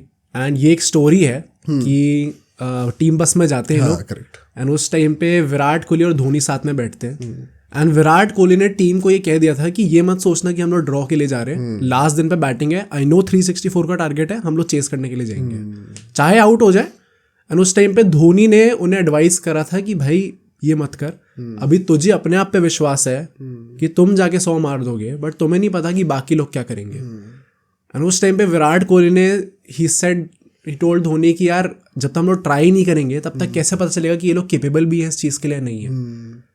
And so with that mindset वो अपने लास्ट डे पे जाते हैं खेलने के लिए कि हम लोग चेस करने जाएंगे इस टारगेट को. एंड जिस तरीके से वो लोग खेल रहे थे वो पता चल भी रहा था. मुझे लगता है ये जो पूरा इंसिडेंट है ना, ये डिफाइन करता है विराट कोहली कप्तानी को. पूरी सीरीज में जब जब कोहली ने कैप्टनसी करी और धोनी ने करी है, फर्क दिखा you can clearly see it. Intent अलग था. रिजल्ट के लिए कौन चाह रहा था. एंड जब विराट कोहली के साथ वो नेक्स्ट डे पे डे 5 पे बैटिंग करने के लिए उतरते हैं लोग, मुरली विजय खेल रहे थे लंबा. एंड वंस अगेन फिर से जल्दी आउट हो गए. Pujara was also not surviving that much. And Dhawan का ये हुआ था कि वो एक्चुअली में बॉल उनके हाथ से लग के पीछे कॉट बिहाइंड हुए थे, बट डीआरएस नहीं था, तो फिर आपको आउट देना ही पड़ा उसके चक्कर में. इनफैक्ट फिर मुरली विजय और विराट कोहली पार्टनरशिप स्टिच करते हैं. विराट कोहली 100 मारते हैं once again, second 100 in the same game. अभी तक जो फॉर्म के क्वेश्चंस थे, एज अ कैप्टन आप अपना पहला मैच खेल रहे हो 200 मार दिए. प्लस जब आपको पता है टारगेट 364 का है, तो आपको थोड़ा सा एक ब्रिस्क रेट पे खेलना पड़ेगा. और उसके बाद भी अंडर दैट प्रेशर आपने अपनी टीम को लीड करते हुए 141 रन मारे, ऑलमोस्ट 150 रन मार दिए. और इसमें मुरली विजय बहुत अच्छी बैटिंग करते हैं और 99 पे आउट हो जाते हैं. और वो डिसीजन भी काफी क्वेश्चनेबल था. नेथन लायन की बॉल पे आउट होते हैं, वो बैकफुट पे खेल रहे थे एंड बॉल बहुत हाई हिट करती है पैर पे, बट वो आउट दे दिया जाता है. क्या पता शायद नॉट आउट होते अगर डीआरएस होता तो, गॉड नोस. बट इसी के साथ इंडिया एक पॉइंट ऑफ टाइम पे 243 फॉर 2 थी जब मुरली विजय आउट नहीं हुए थे. 243 फॉर 2 थी और 364 का टारगेट है. 121 रन ही रह गए सिर्फ और 8 विकेट बचे हुए हाथ में. उस टाइम पे अगर आप मुझे ये कहते कि इंडिया जीतने वाली है मैच, तो it would have been unimaginable. क्योंकि लोग एक्सपेक्ट ही नहीं कर रहे थे कि हम 2-3 साल से इतना पिट रहे हैं बाहर, आप ये मैच आउट ऑफ नोवेयर जीत जाओगे. 364 का टारगेट तो आई थिंक सबने सोच ही लिया होगा कि लास्ट डे पे तो कहाँ ही बनने वाले हैं, एक दिन के अंदर आप चेस करने वाले हो. बट वहां से फिर नेथन लायन को पता नहीं क्या आत्मा चढ़ती है. Nathan Lyon goes on to take 7 wickets. पिछले इनिंग में भी 5 विकेट लिए थे उन्होंने. नेथन लायन को लोग बहुत कहते हैं ना अश्विन को क्रिटिसाइज करने के लिए. नेथन लायन का बाय द वे पहला करियर का 10 विकेट हॉल इसी मैच में आया था. बहुत सारे ऐसे इंसिडेंट्स आपको पता चलने वाले इस सीरीज से. बहुत आइकॉनिक सीरीज इसीलिए मैं कहता हूँ. 243 फॉर 2 थे. नेक्स्ट 73 रन पे 8 विकेट गिर जाते हैं इंडिया के और इंडिया ऑल आउट हो जाती है.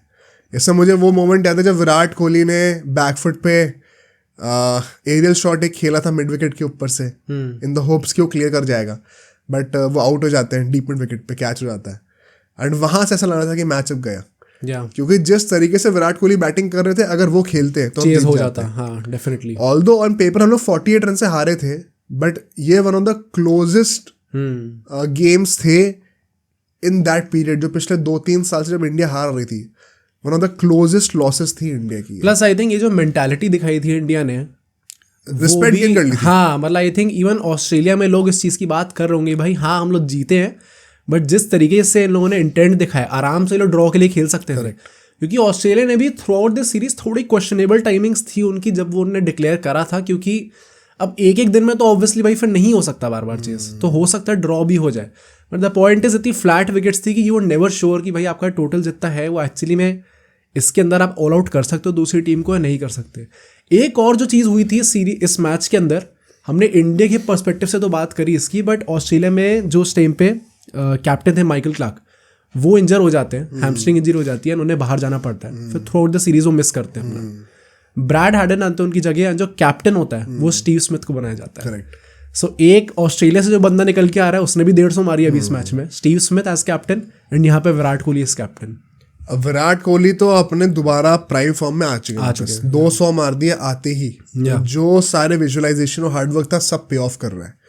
नेक्स्ट मैच में हम लोग चलते हैं. नेक्स्ट सेगमेंट का नाम होने वाला है द इनएविटेबल गैबा, क्योंकि गैबा में मैच होना था एंड तब तक हमने गैबा का घमंड तोड़ा नहीं था.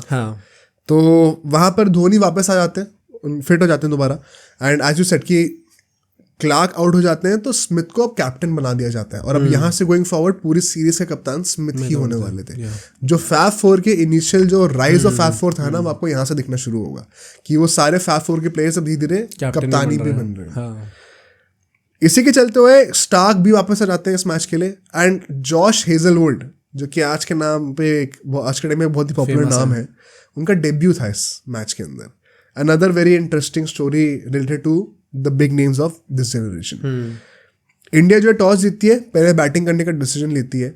और इस मैच में जिस तरीके से इंडिया का कोलैप्स हुआ है, जिस तरीके से हारे हैं ना, वही इट मेक्स यू क्वेश्चन कि क्या चल रहा था एग्जैक्टली। मुझे लगता है कि बहुत ही गंदी तरीके से बॉटल करा है हमने ये मैच, एंड मतलब बहुत टाइम ऐसा था जब हम लोग एक विनिंग पोजीशन पे रह सकते थे अगर हम लोग थोड़ा टिक जाते, बट जिस तरीके से हमने सारी सिचुएशंस बॉटल करी है, जैसे लोगों ने स्टेप अप नहीं कर पाए लोग, दैट इज एक्चुअली क्वेश्चनेबल। क्योंकि मुरली विजय अगेन इस मैच में Murali Vijay was the stand out player इस इनिंग्स में स्पेसिफिकली, क्योंकि वो बंदा अकेले एक एंड पे टिका हुआ था।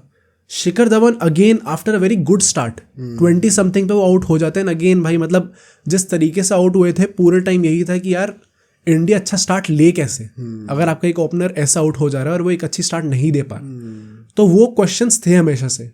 बट उसके बाद जो नीचे आने वाले प्लेयर्स थे जो हम लोग एक्सपेक्ट करे थे अभी तक, जो कि चलो एटलीस्ट 40-50 रन मार रहे हैं, विराट कोहली 100 मार रहे हैं, नीचे आके कोई भी प्लेयर नहीं चल पाता except one guy which was Ajinkya Rahane.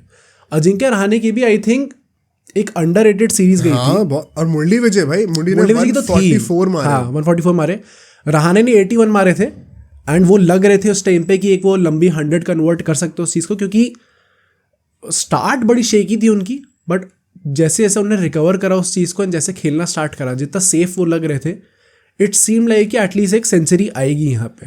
फिर रोहित शर्मा, धोनी और अश्विन ये सारे थोड़े से कैमियोज भी खेलते हैं, हाँ। एंड इंडिया 408 बना देती है। और बहुत ही इंटरेस्टिंग ऐसा पॉइंट क्या है कि मिचेल जॉनसन और मिचेल स्टार्क दोनों विकेटलेस थे। हेजलवुड ने 5 विकेट ले लिए डेब्यू पे अपने।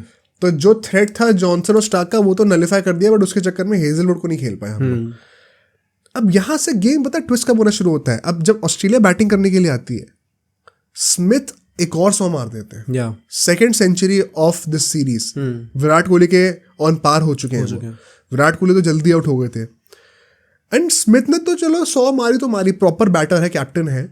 मिचेल जॉनसन यहाँ पे 88 रन बना देते हैं और मिचेल स्टार्क 52 रन बना देते हैं। इन्होंने टोटल में एंड में आता था, लायन और हिजोल्ड ने भी 20-30 रन मारे थे नीचे के। लास्ट के 4 बैट्समैन में इंडिया ने 195 रन कंसीड करे थे। 247 फॉर 6 थे ऑस्ट्रेलिया एक पॉइंट पे, और वहां से आपने फिर जितने रन खाए टोटल 195 रन खाए, और टोटल में फिर 505 का बन गया, 500 रन बना दिए वहां से। मतलब इतनी शेमफुल चीज थी, क्योंकि और ये चीज आगे भी हमें देखने को मिलेगी, ये टेल एंडर्स वाली जो प्रॉब्लम है उस टाइम पे तो मतलब एक पीक लेवल पे थी भाई। अगर और मिचेल जॉनसन ने जैसी हिटिंग करी थी इसमें, लग ही नहीं रहा था बॉलर हिटिंग कर रहा है भाई, लंबे लंबे डाउन द ग्राउंड मार रहा है। राइट। ईशांत शर्मा शायद पर हाफ कहोगे सबसे इफेक्टिव बॉलर लग रहे थे, बट उनकी इकोनॉमी भी 5 से ऊपर की थी। जस्ट सम्स अप कि क्या लेवल पे ऑस्ट्रेलिया ने डोमिनेट करा इंडिया को। एक जो इनके ओपनर थे ऑस्ट्रेलिया के क्रिस रॉजर्स, हाँ, उनने 50 मारी थी। पूरा सीरीज भी काफी हाँ, उसके बाद मतलब पहला मैच उन्होंने थोड़ा गंदा खेला, उसके बाद थ्रू आउट द सीरीज काफी अच्छा कंट्रीब्यूशन था ऑस्ट्रेलिया के लिए उनका। कंसेक्यूटिव 50s मारी गई सारी बीच में। अब इसके साथ ना, इसके चलते हुए इंडिया के ऊपर एक अननेसेसरी लीड आ गई थी, जो कि आराम से आप खुद लीड पे हो सकते थे, अब आप ट्रेल करने लग गए थे मैच को। एंड इसी के साथ जो है डे 3 आता है, एंड इंडिया जो है वो मुरली विजय को लूज कर देती है डे 3 के एंड होते होते तक। 71 for 1 थी eight the end of day 3। 2 दिन बचे थे अभी। बट इसके बाद जब नेक्स्ट डे शुरू होता है, डे 4 शुरू होते ही इंडिया 5 विकेट लूज कर देती है बड़ी जल्दी जल्दी। विराट कोहली, रहाणे सब बड़ी जल्दी आउट हो जाते हैं। और लेता कौन है wicket? Mostly Mitchell Johnson. 4 wicket लेता, सबको आउट कर दिया। जो बंदा पहले मैच में पहले इनिंग में विकेटलेस था, अब यहाँ पे आते आते बैटिंग में रन भी मार दिए और अब बॉलिंग से विकेट भी ले लिए। जो थ्रेट था मिचेल जॉनसन का, इट वाज अलाइव।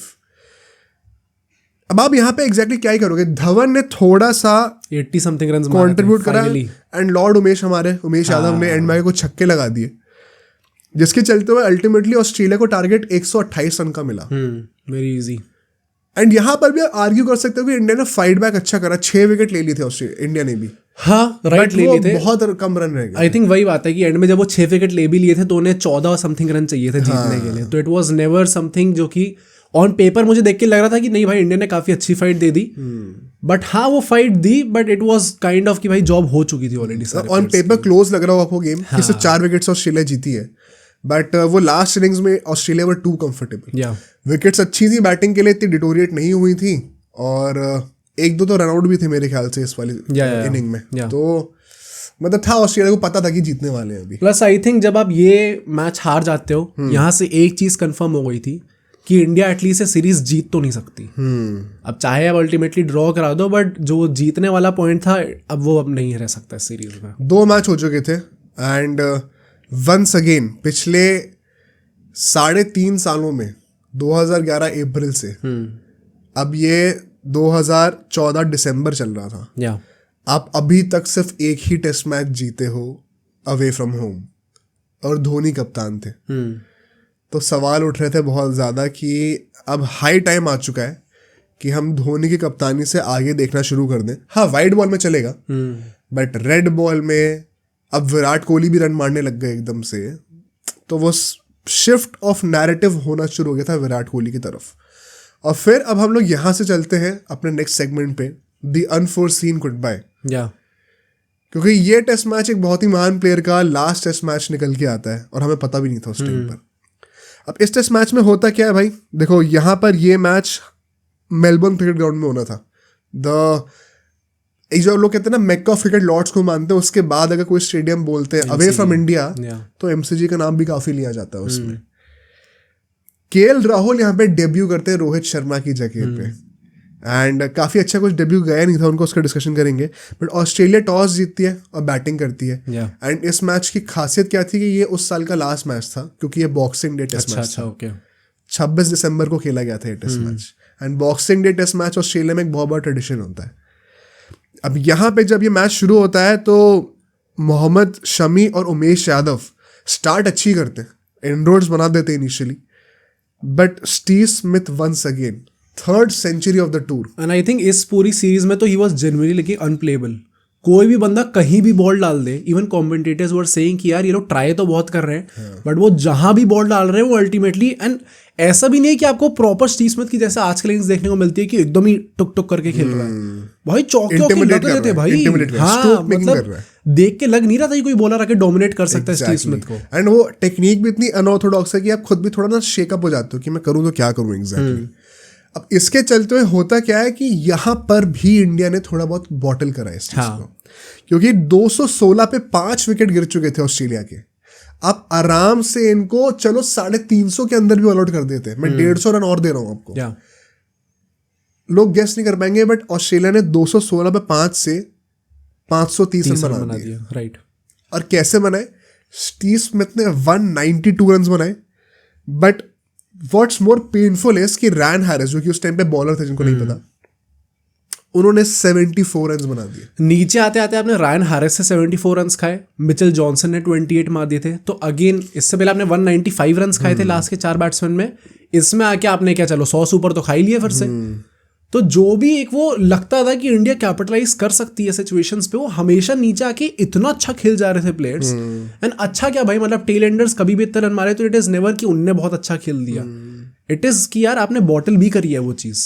इंडिया आराम से एक बहुत ही कमांडिंग पोजीशन पे हो सकती थी, बट जब 530 रन बन गए आप ऑलरेडी कैचिंग गेम खेल रहे हो। प्लस उनने आगे जाके डिक्लेयर करा उस पे, नहीं ऑल आउट हो गई थी, एंड उसमें भी स्टीव स्मिथ जिस तरीके से आउट हुआ था वो आराम से 200 मार सकता था। हाँ। स्कूप वूप मारते आउट हुआ था वो, क्योंकि उसे पता था कि भैया हमें डिक्लेयर करना है जल्दी से, अगर नहीं भी आउट हुआ तो सेल्फलेस, या हाँ कह सकते हैं। बट यहाँ से ये जो पूरा सेटअप था गेम का कि आप ऑलरेडी 530 खा चुके हो, कि आपको फिर भी जीतने के लिए खेलना, कि आप जीत सकते भी हो, this is what makes this inning of Virat Kohli so special. My personal favourite innings from Virat Kohli in test matches.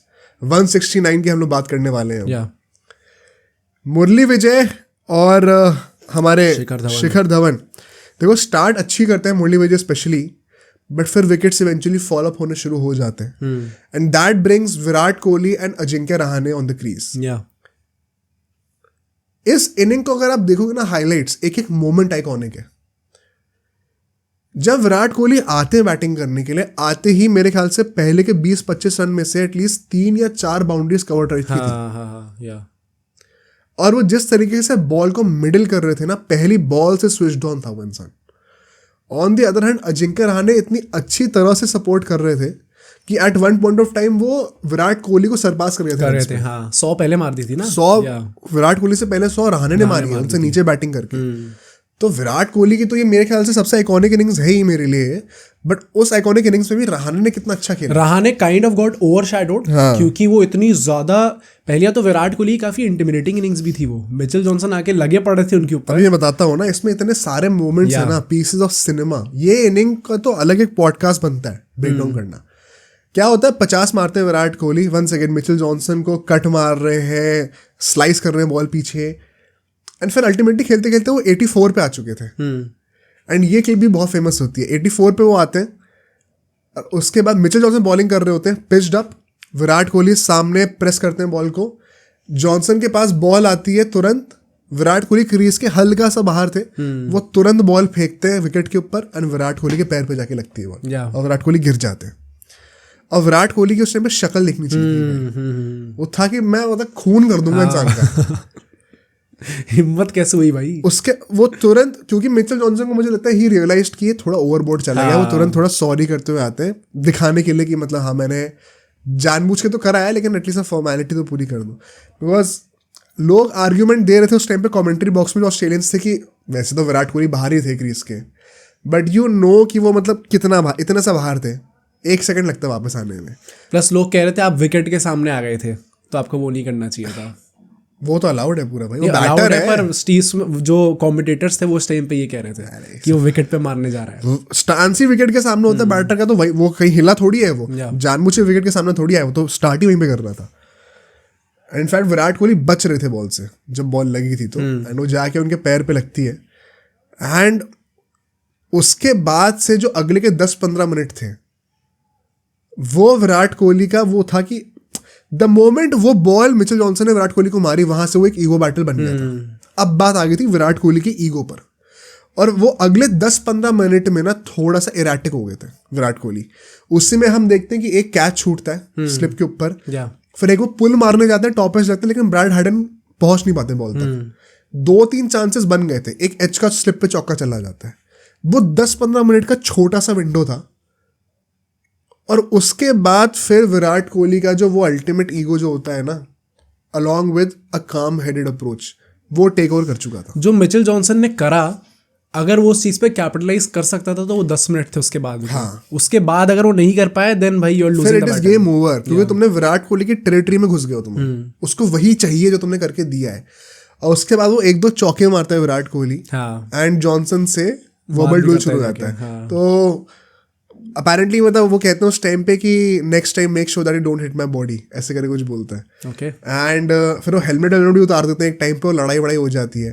And Ajinkya Rahane कहते हैं कि उस टाइम पे मैंने रियलाइज करा था कि आप एज अ टीममेट यूजुअली आप लड़ाई रोकते हो, बट मैंने रियलाइज करा था कि मुझे ज्यादा इंटरफेयर नहीं करना चाहिए, क्योंकि ये चीज विराट कोहली का बेस्ट निकाल के ला रही है। कितनी इंपॉर्टेंट बात है यार, ये विराट कोहली का कैरेक्टर कितने अच्छे से डिफाइन करता है कि आप विराट कोहली से पंगे ले रहे हो, आप ये रियलाइज नहीं कर रहे कि आप विराट कोहली का भला ही कर रहे हो उसमें। एंड सो फिर हम लोग देखते हैं कि there was a constant verbal argument between Virat Kohli and some of the Australians. इसी पूरे इंसिडेंट के दौरान रहाणे अपनी 100 कंप्लीट कर लेते हैं, एंड फिर विराट कोहली अपना 100th रन मारते हैं। सेलिब्रेशंस एकदम अनरियल टाइप के होने ही थे। वो भी 3rd सेंचुरी स्मिथ की हो गई थी, अब 3rd सेंचुरी विराट कोहली की भी हो गई थी इस सीरीज में। एंड जैसे मैं नोटिस किया था इनके 100 कंप्लीट होती है ना, उसके बाद जॉनसन का था कि अब मैं आउट करने नहीं जा रहा, अब मैं कमा रहा हूँ मारने के लिए। वो बात उस पर आ गई थी। वो that day was complete ego battle. क्योंकि आप नोटिस करना, उसके बाद मिचेल जॉनसन बॉडी लाइन पे बाउंसर्स मारना शुरू कर दिया था, तो रहाणे ने तो सामने का पैर हटा कर क्लियर करके 2-3 मारे थे तगड़े तगड़े, एक छक्का ही मारा था पुल का। विराट कोहली भी क्योंकि अब स्विच ऑन हो चुका था पूरा, 100 के बाद आपको थोड़ा सा सेलिब्रेशन के टाइम पे माइंड रीसेट करने का भी मौका मिल जाता है। बट क्योंकि ईगो बैटल आ चुका है, तो अब वो स्कोर करने जाएगा। अब वो शॉर्ट बॉल पे डक करने नहीं जाएगा इंसान। अब वो 2 शॉट मुझे स्पेसिफिकली याद है, बैक टू बैक थे, जब स्क्वायर लेग खड़ा हुआ था सर्कल के अंदर। पहला वो शॉट मारते हैं पुल का जॉनसन के ऊपर स्क्वायर लेग के लेफ्ट साइड से, और दूसरा मारते स्क्वायर लेग के राइट साइड से, और दोनों चौके होते हैं। एक शॉट इस इनिंग का जितना आइकॉनिक है ना, इसके बाद हम लोग देखते हैं रहाणे अल्टीमेटली आउट हो जाते हैं after playing a superb inning. 147 भाई, हाँ 147। बट विराट कोहली टेल के साथ जिस तरीके से कैरी ऑन कर रहे थे, क्योंकि उसके बाद it was literally in ODI, वो टेस्ट मैच वाले मोड में खेल ही नहीं रहे थे। वो ये था कि आपने अब मुझे वो एलिसिट कर दिया है एंड पिचेस मुझे सपोर्ट कर रही हैं, तो why should I play the waiting game. I think just the unfortunate thing was नीचे आके जितने भी बैट्समैन बचे थे, केएल राहुल की, तो भाई मतलब मुझे देख के लगा था कि आज कैसा खेलता है, उस टाइम पे कैसा खेल रहा था, कैसे अनऑर्थोडॉक्स शॉट मारने जा रहा था उस टाइम पे, स्वीप करके जल्दी आउट हो हाँ गया। 1 रन पे आउट होता है। धोनी आते हैं उसके बाद, जो खुद भी बहुत ज्यादा सपोर्ट नहीं दे पाए विराट कोहली को।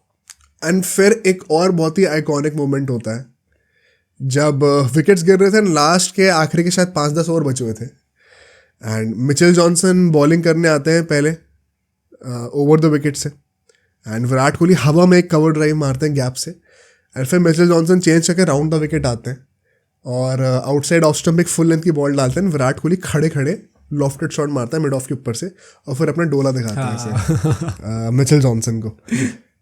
वो पूरा वो था भाई कि वन अप मैनशिप पे आ गई थी। अब कहीं से भी डाल, पढ़ना तो चक्का ही है। और वो टेस्ट मैच में आप ऐसे शॉट मार रहे हो जब आपको पता है कि लीड दूसरी टीम की 530 रन उनकी इन ऑस्ट्रेलिया, तो आप अपने कॉन्फिडेंस लेवल को इमेजिन कर सकते हो किस लेवल पे भी जा चुके हो।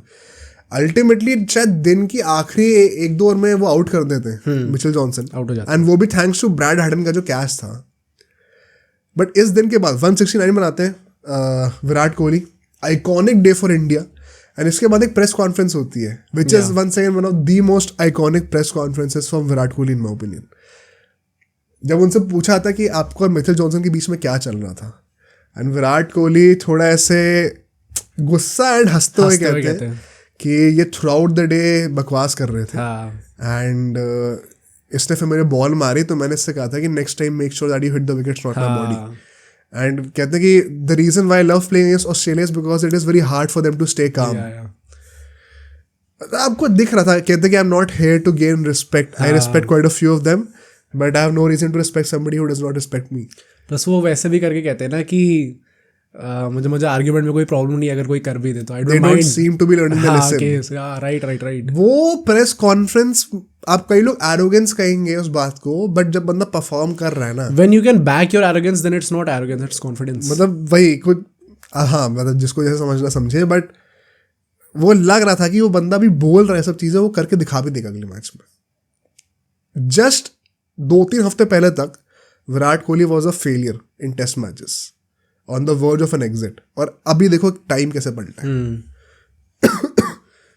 मेरे ख्याल से मुझे इतनी सारी लाइंस याद भी इसीलिए बिकॉज ये ground breaking press conference.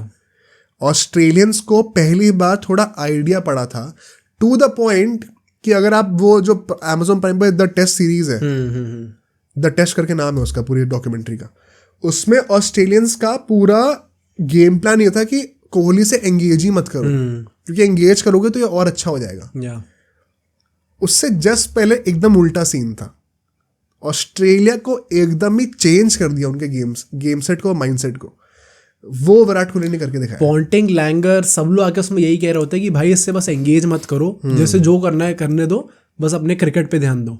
As you said, उससे पहले तक एकदम ही डिफरेंट केस था। बट विराट कोहली ने आई थिंक यहाँ पे प्रॉब्ली ये प्रॉब्ली 169 वो इनिंग्स थी जहाँ पे उसने डिफाइन कर दिया था कि भाई आई एम हियर। मेरे लिए तो most iconic innings of all time for Virat Kohli. India 465 पे ऑल आउट हो जाती है अनफॉर्चुनेटली तो, एंड फिर जब रॉजर्स और शॉन मार्श बैटिंग करने के लिए आते हैं तो बैट रियली वेल। इनफैक्ट इतना प्रेशर था नहीं बिकॉज लीड ऑलरेडी थी वंस अगेन, एंड डिक्लेरेशन कर देते हैं ये लोग लास्ट डे के ऊपर। अब अच्छा, मेरे दिमाग में आता है इन्होंने डिक्लेरेशन थोड़ा लेट करा है। मेरे हिसाब से पूरी सीरीज में ऐसा हुआ है। हाँ। हमेशा ने आके आखिरी दिन पे अगर आप 300 का टारगेट दे रहे हो तो फिर क्यों टीम जाएगी फिर। एंड आप ये भी नोटिस करना है उस टाइम पे टैक्टिक्स थोड़े वियर्ड थे, बिकॉज यूजुअली जब आप डिक्लेयर कर रहे होते हो तो आप सोचते हो कि मैं 5th डे पर डिक्लेयर करने की जगह 4th डे के आखिरी के 10 ओवर जब बचे तब डिक्लेयर कर दूं ताकि 1-2 विकेट आ जाए। हाँ, राइट। इस सीरीज में ऑस्ट्रेलिया ने कई बार ऐसा करा है कि दिन खत्म हो गया चौथा, डिक्लेयर कर दिया, और फिर रात को डिक्लेयर कर दिया कि हम अगले दिन अब सीधा इंडिया बैटिंग करने आए। क्या कर रहे हो भाई। प्लस आई थिंक थोड़ा सा अजीब इसलिए था क्योंकि आपको ये दिख रही है sort of this is tailor made कि ये मैच जो है ये ड्रॉ होगा अल्टीमेटली। 70-75 ओवर रह गए थे लास्ट डे पर, 380 कुछ रन चाहिए। या तो अल्टीमेटली लोग ऐसा सोच रहे कि फिर से विराट कोहली जैसे अप्रोच लेके लोग जाएंगे कि हम लोग चेस करने जाएंगे टारगेट, और फिर इन होप्स ऑफ दैट ये लोग शायद आउट हो जाए। एट द सेम टाइम मुझे कहीं ना कहीं बस दिमाग में ये आया कि यार ये ऐसी विकेट है, ऑस्ट्रेलिया 500-550 रन मार रही है बट इंडिया भी पीछे नहीं है, वो भी ऑलमोस्ट 500 टच कर रहे हैं। यस, तो कभी ना कभी आपको हमेशा ऐसा लगता है कि यार मैं 2 टेस्ट मैच जीत चुका हूँ, फालतू में रिस्क लेने की मुझे जरूरत नहीं है, इस विकेट पे जेन्युइनली कुछ भी चीज हो सकता है। एग्जैक्टली। एंड सो शायद वो लोग कभी कॉन्फिडेंट थे ही नहीं कि यार जब तक हमारे 300 350 रन ना बने तब तक हम लोग कॉन्फिडेंट होंगे ही नहीं कि हम लोग इसको डिफेंड कर सकते परहैप्स हो सकता है, क्योंकि फिर जब इंडिया बैटिंग करने के लिए आती है या कोलैप्स दिखना शुरू हो जाता है आती। धवन आउट होते हैं बहुत जल्दी एंड मुरली विजय भी जल्दी आउट हो जाते हैं। केएल राहुल नंबर 3 पे खेलने आते हैं इस बार, वो भी बहुत जल्दी आउट हो जाते हैं। इंडिया के जो पहले 2 विकेट गिरे थे वो 5 रन पे गिर गए थे, बट वहां से फिर स्टार्ट। हाँ, कोहली और रहाणे दोबारा स्टेबलाइज कर देते हैं जिन्होंने पहली इनिंग में बैटिंग करी थी। या कोहली ने 50-50 भी मारी थी एंड इसमें there were a couple of times जहाँ पे कोहली आउट होते होते बचे, रन आउट होते होते बचे थे। हाँ, वो जो टिपिकल जो कोहली का या जब वो रन आउट होते होते बचे भी थे, उसके बाद भी फिर वो ब्रैड हार्डन और सारी ऑस्ट्रेलियन टीम से ताली बजाते हुए थी, nice running between the wickets. और तब फिर से उनका थोड़ा कॉन्फ्रंटेशन हुआ था, अंपायर से बोला था कि क्या बोल रहे हैं भाई जबरदस्ती का, तो वहां पे भी था। बट अनफॉर्चुनेटली इंडिया का बहुत ही ज्यादा गंदा कोलैप्स था, ना नीचे आके पुजारा खेल पाते हैं एंड सो गेम इस लेवल पे चला जा चुका था कि यार हमें कुछ ना कुछ किया बचाना है गेम को। 142 for 6 हो गई थी इंडिया, उन्हें पता था कि अब चेज नहीं हो पाएगा ये। और फिर धोनी और अश्विन किसी तरीके से नॉट आउट करते हैं। बाय द वे अश्विन की इस सीरीज में बैटिंग काफी अंडररेटेड रही है, थी 50-50 मारी उसने कई बार नीचे आकर बैटिंग करते हुए, एंड एंड में आते थे तो बॉलिंग भी काफी इंप्रूव हो गई थी उसकी। But Dhoni and Ashwin survive करते हैं एंड फिर एक पॉइंट आता है जब स्टेज पर भी रियलाइज कर जाते हैं कि रिजल्ट आने नहीं वाला, 4 ही ओवर बचे थे। और सो वो और धोनी मिलकर डिसाइड करते हैं कि अब मैच को ड्रॉ डिक्लेयर कर देते हैं। एंड धोनी हैंडशेक करते हैं हंसते हुए, सब हंसते खेलते हुए सब चले जाते हैं ड्रेसिंग रूम के अंदर।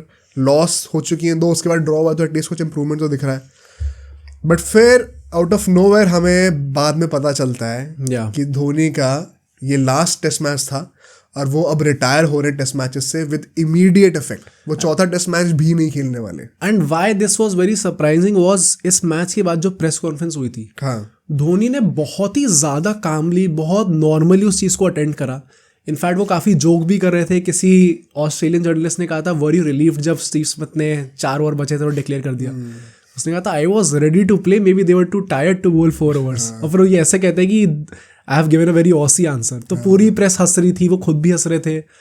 उनसे और थोड़ी चीज़ें पूछा थी इंडियन टीम की परफॉर्मेंस के बारे में, तो वो ऐसा कहते हैं कि through out the series you can see कि जो प्लेयर्स हैं, जो सॉर्ट ऑफ यंगस्टर्स हैं like Shikhar Dhawan, like KL Rahul, ये लोग स्टार्ट अच्छा करते हैं बट वही एक लूज शॉट आता है एंड वही आता है ये चीज़ एक्सपीरियंस से आएगी। तो आपको एक्सपीरियंस देना पड़ेगा और मैचेस खिलाना पड़ेंगे, ट्रस्ट करना पड़ेगा, देन धीरे धीरे करके they will get better. But एक ये प्रॉब्लम रही है इंडिया से। देन उनसे वो स्लेजिंग के बारे में पूछा जाता है पूरा, तो उन्होंने कहा था कि बहुत बाउंड्री के पास रहते हैं सब लोग जब भी आप ऑस्ट्रेलिया के अगेंस्ट खेल रहे होते हैं ना, it is for both the teams. तो इंडिविजुअल्स को खुद ये चीज़ अपने ऊपर लेनी चाहिए कि हम लोग बाउंड्री क्रॉस ना करें। तो उनने ऐसे करके बड़े आराम से प्रेस कॉन्फ्रेंस खत्म करी। And then as per the officials जिन्होंने बाद में आके बातें बोली हैं, धोनी उसके बाद ड्रेसिंग रूम में जाते हैं और सारे खिलाड़ियों को अपना डिसीजन बताते हैं कि मैंने मैच खत्म होते ही ड्रेसिंग रूम में जाके कि मैंने डिसाइड कर लिया है। रात तक बीसीसीआई का वो आ भी गया था पूरा रिलीज कि मैंने डिसाइड करा है कि मैं टेस्ट क्रिकेट को आगे जाके अब नहीं खेलूंगा, अगला मैच भी नहीं खेलूंगा, which means last test match Sydney वाला बचा इस टाइम पे। 90 टेस्ट मैचेस वो खेल चुके थे एंड उस टाइम पे शायद ये काफ़ी लोगों को नहीं पता हुआ क्योंकि नैरेटिव थोड़ा ऐसा सेट है पूरी पॉडकास्ट का। जब वो रिटायर हुए थे ही was the most successful test captain of India. हाँ, क्योंकि वो पिछले 2-3 सालों में बहुत ज़्यादा लॉसेस झेलनी पड़ी थी, उसके बावजूद वो तब तक स्टैटिस्टिकली सबसे सक्सेसफुल कैप्टन थे इंडिया के। 60 टेस्ट मैचेस में 27 विन्स थी उनकी। So statistically he was still very good, the best test captain of India. And ये सुन के प्लेयर्स खुद भी बहुत ज्यादा शौक थे। ऐसा कहते हैं कि किसी प्लेयर को कोई आइडिया ही नहीं था इसका। धोनी ने ये बात सिर्फ अपने तक रखी थी और कुछ ऑफिशियल्स तक। सारे प्लेयर्स काफी शॉक थे उस चीज से। एंड देन अगेन ये जो पार्ट है जो मैं बोलने वाला हूँ, ये मुझे नहीं पता कितना सच है कितना झूठ है, क्योंकि ये थोड़ा बॉलीवुड मूवी लगती है। कहते हैं जब वो बोल रहे थे सारे लोग इमोशनल हो गए, फिर उनने एक एक करके सबसे गले मिले। वो आई डोंट नो एक्चुअली में हुआ था नहीं हुआ था, हो सकता है क्योंकि कितना बड़ा इम्पैक्ट था उनके ऊपर सबका। तो सब लोग थोड़े शौक थे, सब गले मिलते हैं। एंड उसके बाद बीसीसीआई जो है रात को एक प्रेस रिलीज करती है जिसमें वो कहती है कि Dhoni has taken the decision of retiring from test format due to the strain of playing all formats and so अब आगे जाके कोहली को कैप्टनसी सौंप दी गई है। तो वो ऑल फॉर्मेट्स का जो स्ट्रेन होता है, जो फटीग होता है बॉडी पे, वो रीजन दिया गया था। इस रीजन से MS धोनी ने रिटायरमेंट लिया। ऐसे ही बोलते हैं कि उस टाइम पे रायना क्योंकि बहुत क्लोज थे उनके, तो रायना को उन्होंने शायद सबसे पहले बताया था कि मैं छोड़ रहा हूँ, और कहा था कि मेरी टेस्ट जर्सी में एक फ़ोटो ले लो। और फिर एक फोटो बहुत पॉपुलर भी है रायना और धोनी की सेल्फी, जो उस है, पर धोनी रो भी रहे होते हैं। हाँ देखने से लग रहा था, रोने टाइप के होते हैं थोड़े से। तो सीन डेफिनेटली इमोशनल तो ही होंगे। प्लस आई थिंक मतलब वही ना, अभी जो हमने पूरा डिस्कस करा था, जो डंकन फ्लेचर और धोनी वाली स्टोरी थी, देन रवि शास्त्री और विराट कोहली की आपस में बॉन्डिंग होती है, जो भी प्रेस रिलीज आई, क्योंकि इस पे you would genuinely see audience भी इस पूरे टॉपिक पे बहुत ज्यादा बात है नहीं यूट्यूब पे भी। पॉडकास्ट तो I think probably this is one of the first podcast जो कि इस पूरी चीज को डिस्कस कर रहा है। तो ये बहुत इनसाइड इन्फॉर्मेशन जो है कि किसने क्या बोला, किसी जर्नलिस्ट ने किया तो बाद में खुलासा कर दिया होता, वो भी नहीं हुआ है। तो मतलब आप आउट एंड आउट जाके कह नहीं सकते कि धोनी बहुत दुखी थे इसलिए उन्होंने जाके छोड़ा। इनफैक्ट मतलब बाद में जाके उनकी स्टेटमेंट सुनोगे तो उनका बातें भी ऐसी होती कि टेस्ट फॉर्मेट से बहुत ज़्यादा अफेक्शन था नहीं उन्हें पर्सनली। एग्जैक्टली, शायद सबसे कम फॉर्मेट अगर उनको कोई पसंद था तीनों में से तो वो टेस्ट मैचेस था। प्लस उनकी रीजनिंग भी ऐसी थी कि अगर लास्ट डे पे आपको 300 चेस करना है तो आपको पता है ड्रॉ होने वाला अल्टीमेटली, उसके बाद फिर क्यों खेले हम लोग, चलते हैं घर वापस, ऐसे टाइप की स्टेटमेंट्स वो देते थे। तो यू कैन क्लियरली सी बहुत ज़्यादा अफेक्शन था नहीं। But just to find out the truth, Sanjay Patil जो थे उस टाइम पे, जो कि बीसीसीआई के सेक्रेटरी थे, उन्होंने ये चीज़ बोली थी कि धोनी ने आके उनसे बोला था कि मुझे टेस्ट कैप्टनसी छोड़नी है। एंड देन संजय पाटिल ने ऐसे करके कहा था कि यार कोई प्रेशर है क्या जिसके अंडर तुम छोड़ना चाह रहे हो, मुझे बताओ क्या एग्जैक्टली बात है। तो धोनी ने बड़े अच्छे से स्माइल करा और कहा कि मुझे मेरा टाइम समझ में आ गया कि मेरा जा चुका है, एंड सो मुझे अब यहाँ से रिटायर होना है। ऐसा कुछ प्रेशर वेशर की बात नहीं है, मुझे बस इनर कॉलिंग आ रही है अपने अंदर से। बट धोनी के इस डिसीजन को मीडिया ने बहुत ही ज़्यादा क्रिटिसाइज करा था। उस टाइम पे मैंने कुछ न्यूज़ डिबेट्स देखी थी, एंड भाई ऐसे मतलब इतनी गंदी तरीके से उनसे बात करी गई है उनकी मीडिया में।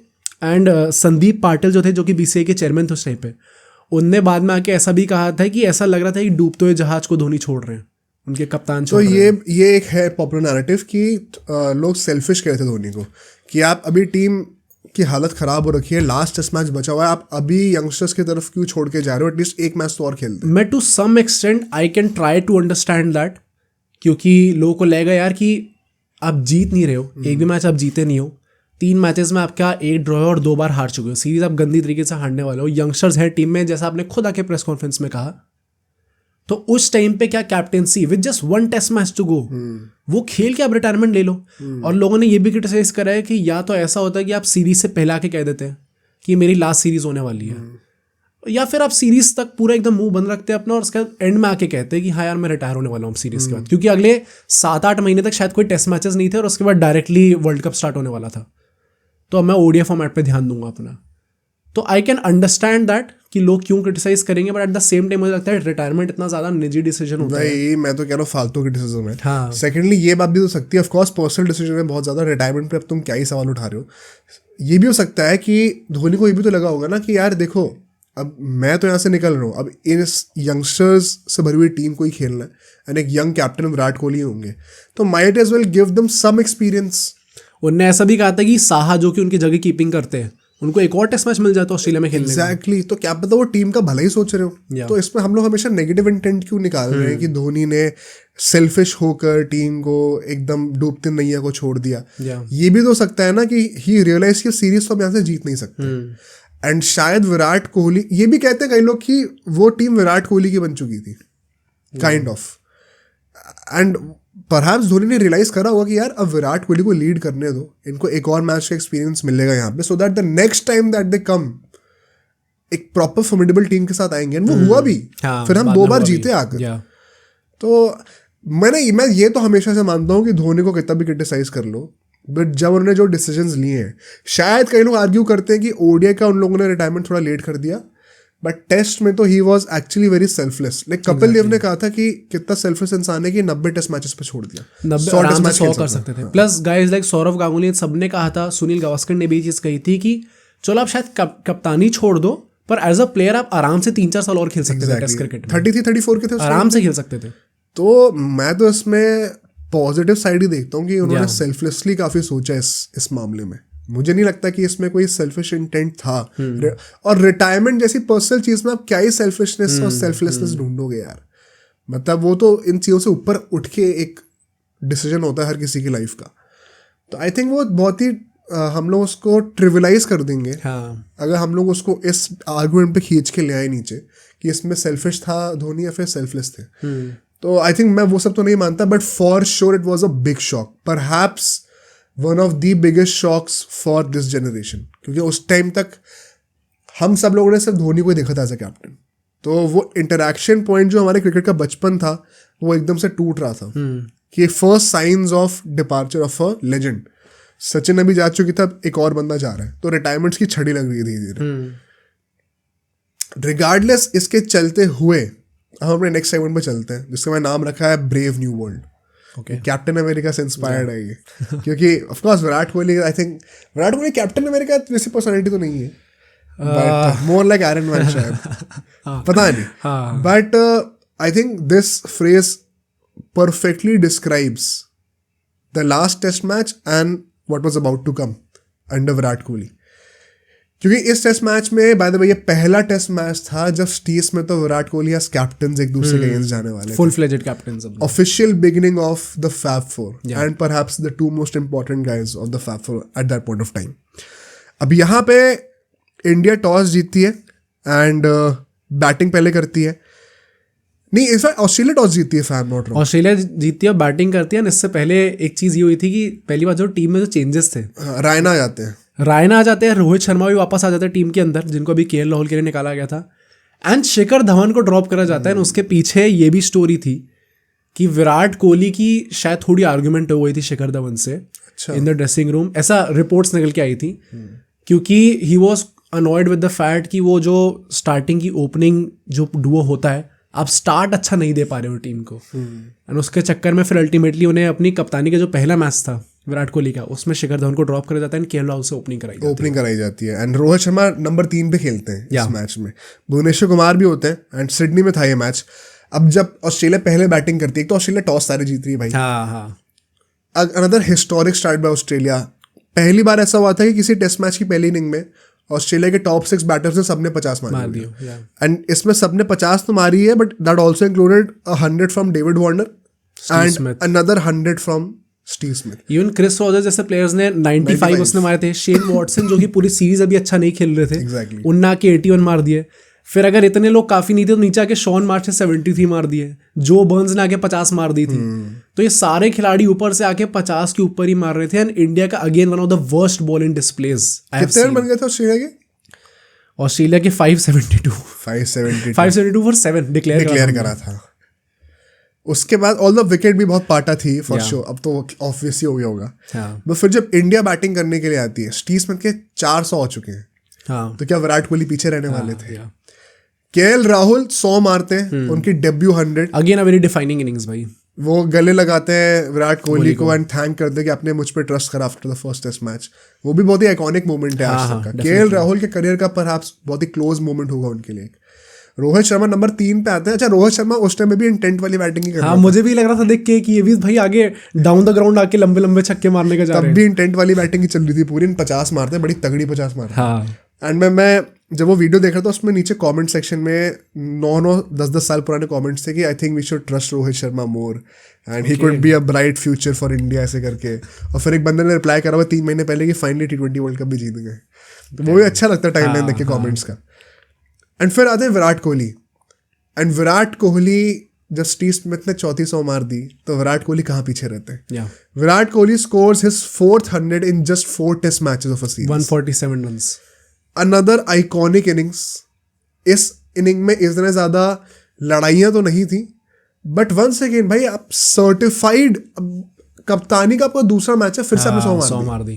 वो बात देख रहे हो आप। प्लस 572 का टारगेट, आपको ऑलरेडी इतना ज्यादा, you are under so much pressure, and then जब ऊपर से स्टार्ट शायद मुरली, विजय पुजारा ये सब अच्छे स्टार्ट नहीं दे पाते, then you are the guy जो कि team which falls back upon, and then आप परफॉर्म करके as a captain leading from the front.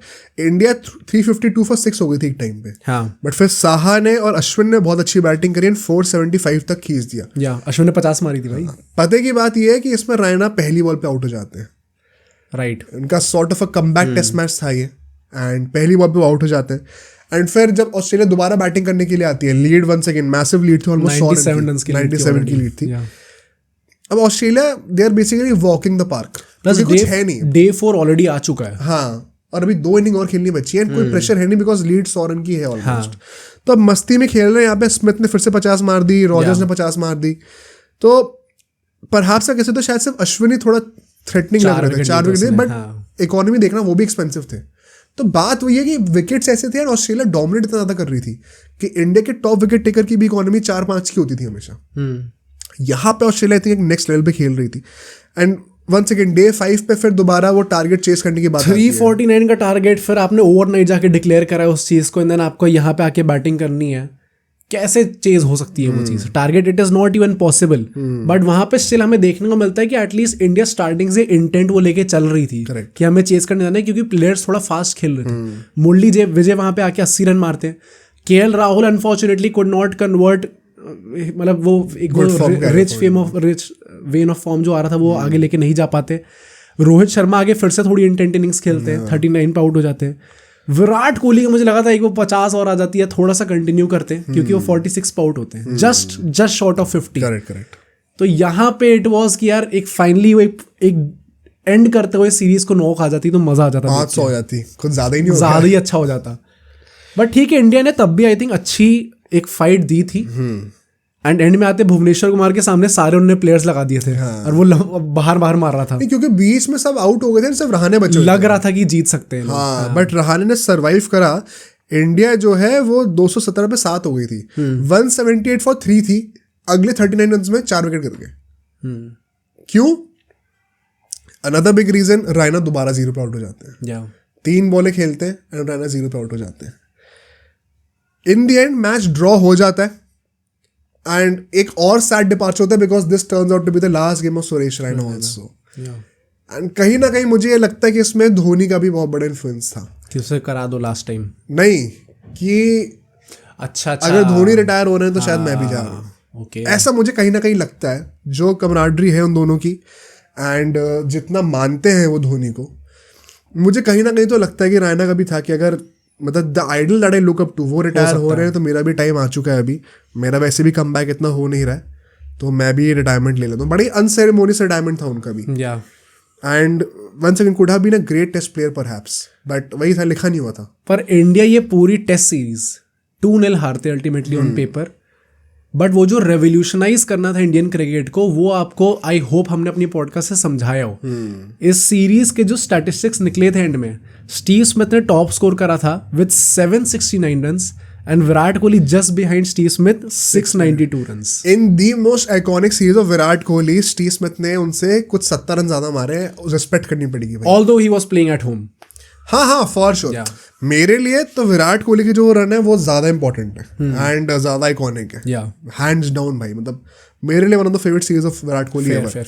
But India after losing first 2 test matches वहां से अच्छा कमबैक करती है, 2 ड्रॉ कर लेती है एंड विराट कोहली कप्तानी में प्रॉमिस दिखना शुरू होता है। एंड यहाँ से अपने लास्ट सेगमेंट पे चलते हैं, which is coming full circle.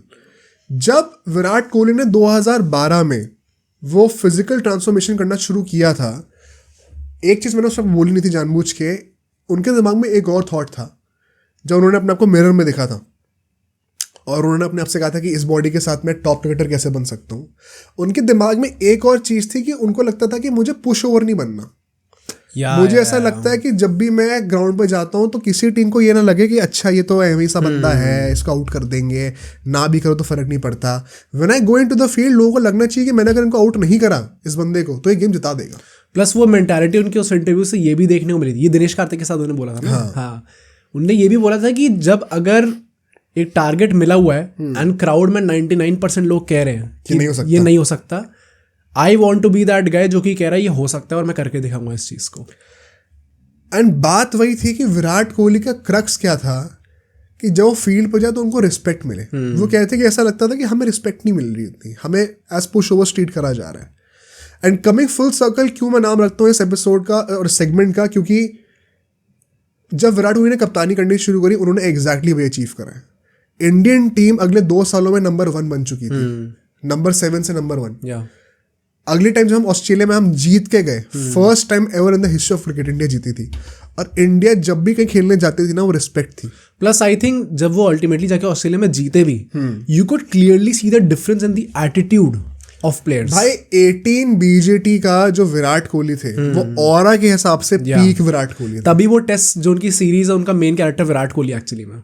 शायद रन उतने नहीं आए होंगे बट जो बिल्डअप था और जो फॉर्म था विराट कोहली का, वो फोटो शूट ही देख लो भाई जाके, जिसके मीम्स बनाते हैं लोग आजकल, वो मेरे ख्याल से epitome of what Virat Kohli defined as a captaincy. जो उनकी लेगेसी है ना, वो 18 की बीजीटी में उनकी बॉडी लैंग्वेज से दिख जाएगी आपको।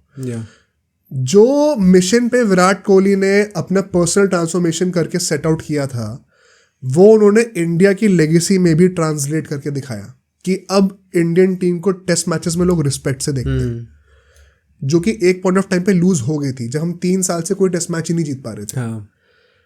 उसके लिए आई थिंक विराट कोहली को जितना क्रेडिट दिया जाए ना उतना कम है।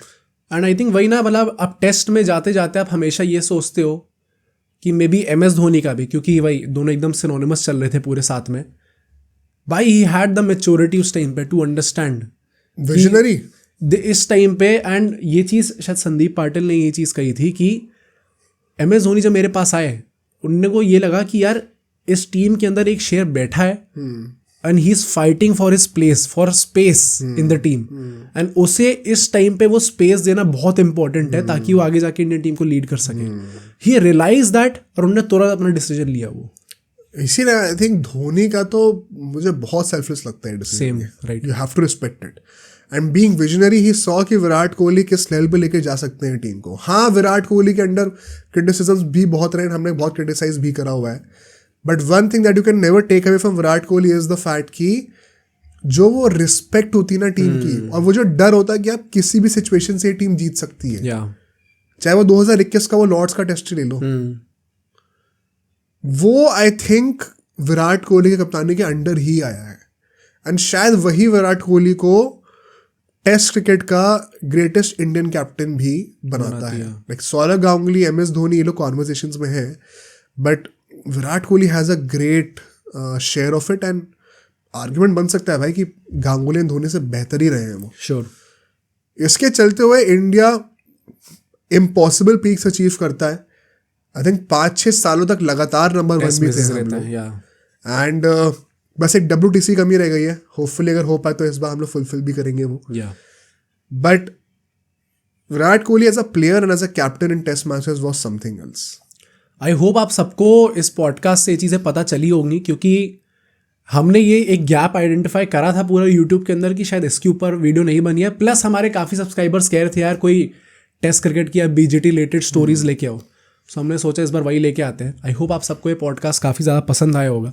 पसंद आया तो ज़रूर इसे लाइक करिएगा, इस चैनल को सब्सक्राइब करिएगा, अपने दोस्तों में शेयर करिएगा।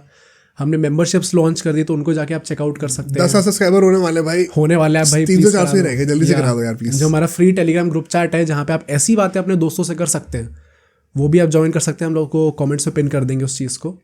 बट जो नेक्स्ट वीडियो होनी चाहिए, नेक्स्ट वीडियो आपको यहाँ पे दिख जाएगी, इसको भी जाकर देखिए और कमेंट करके बताइएगा आपको वो वीडियो कैसी लगी।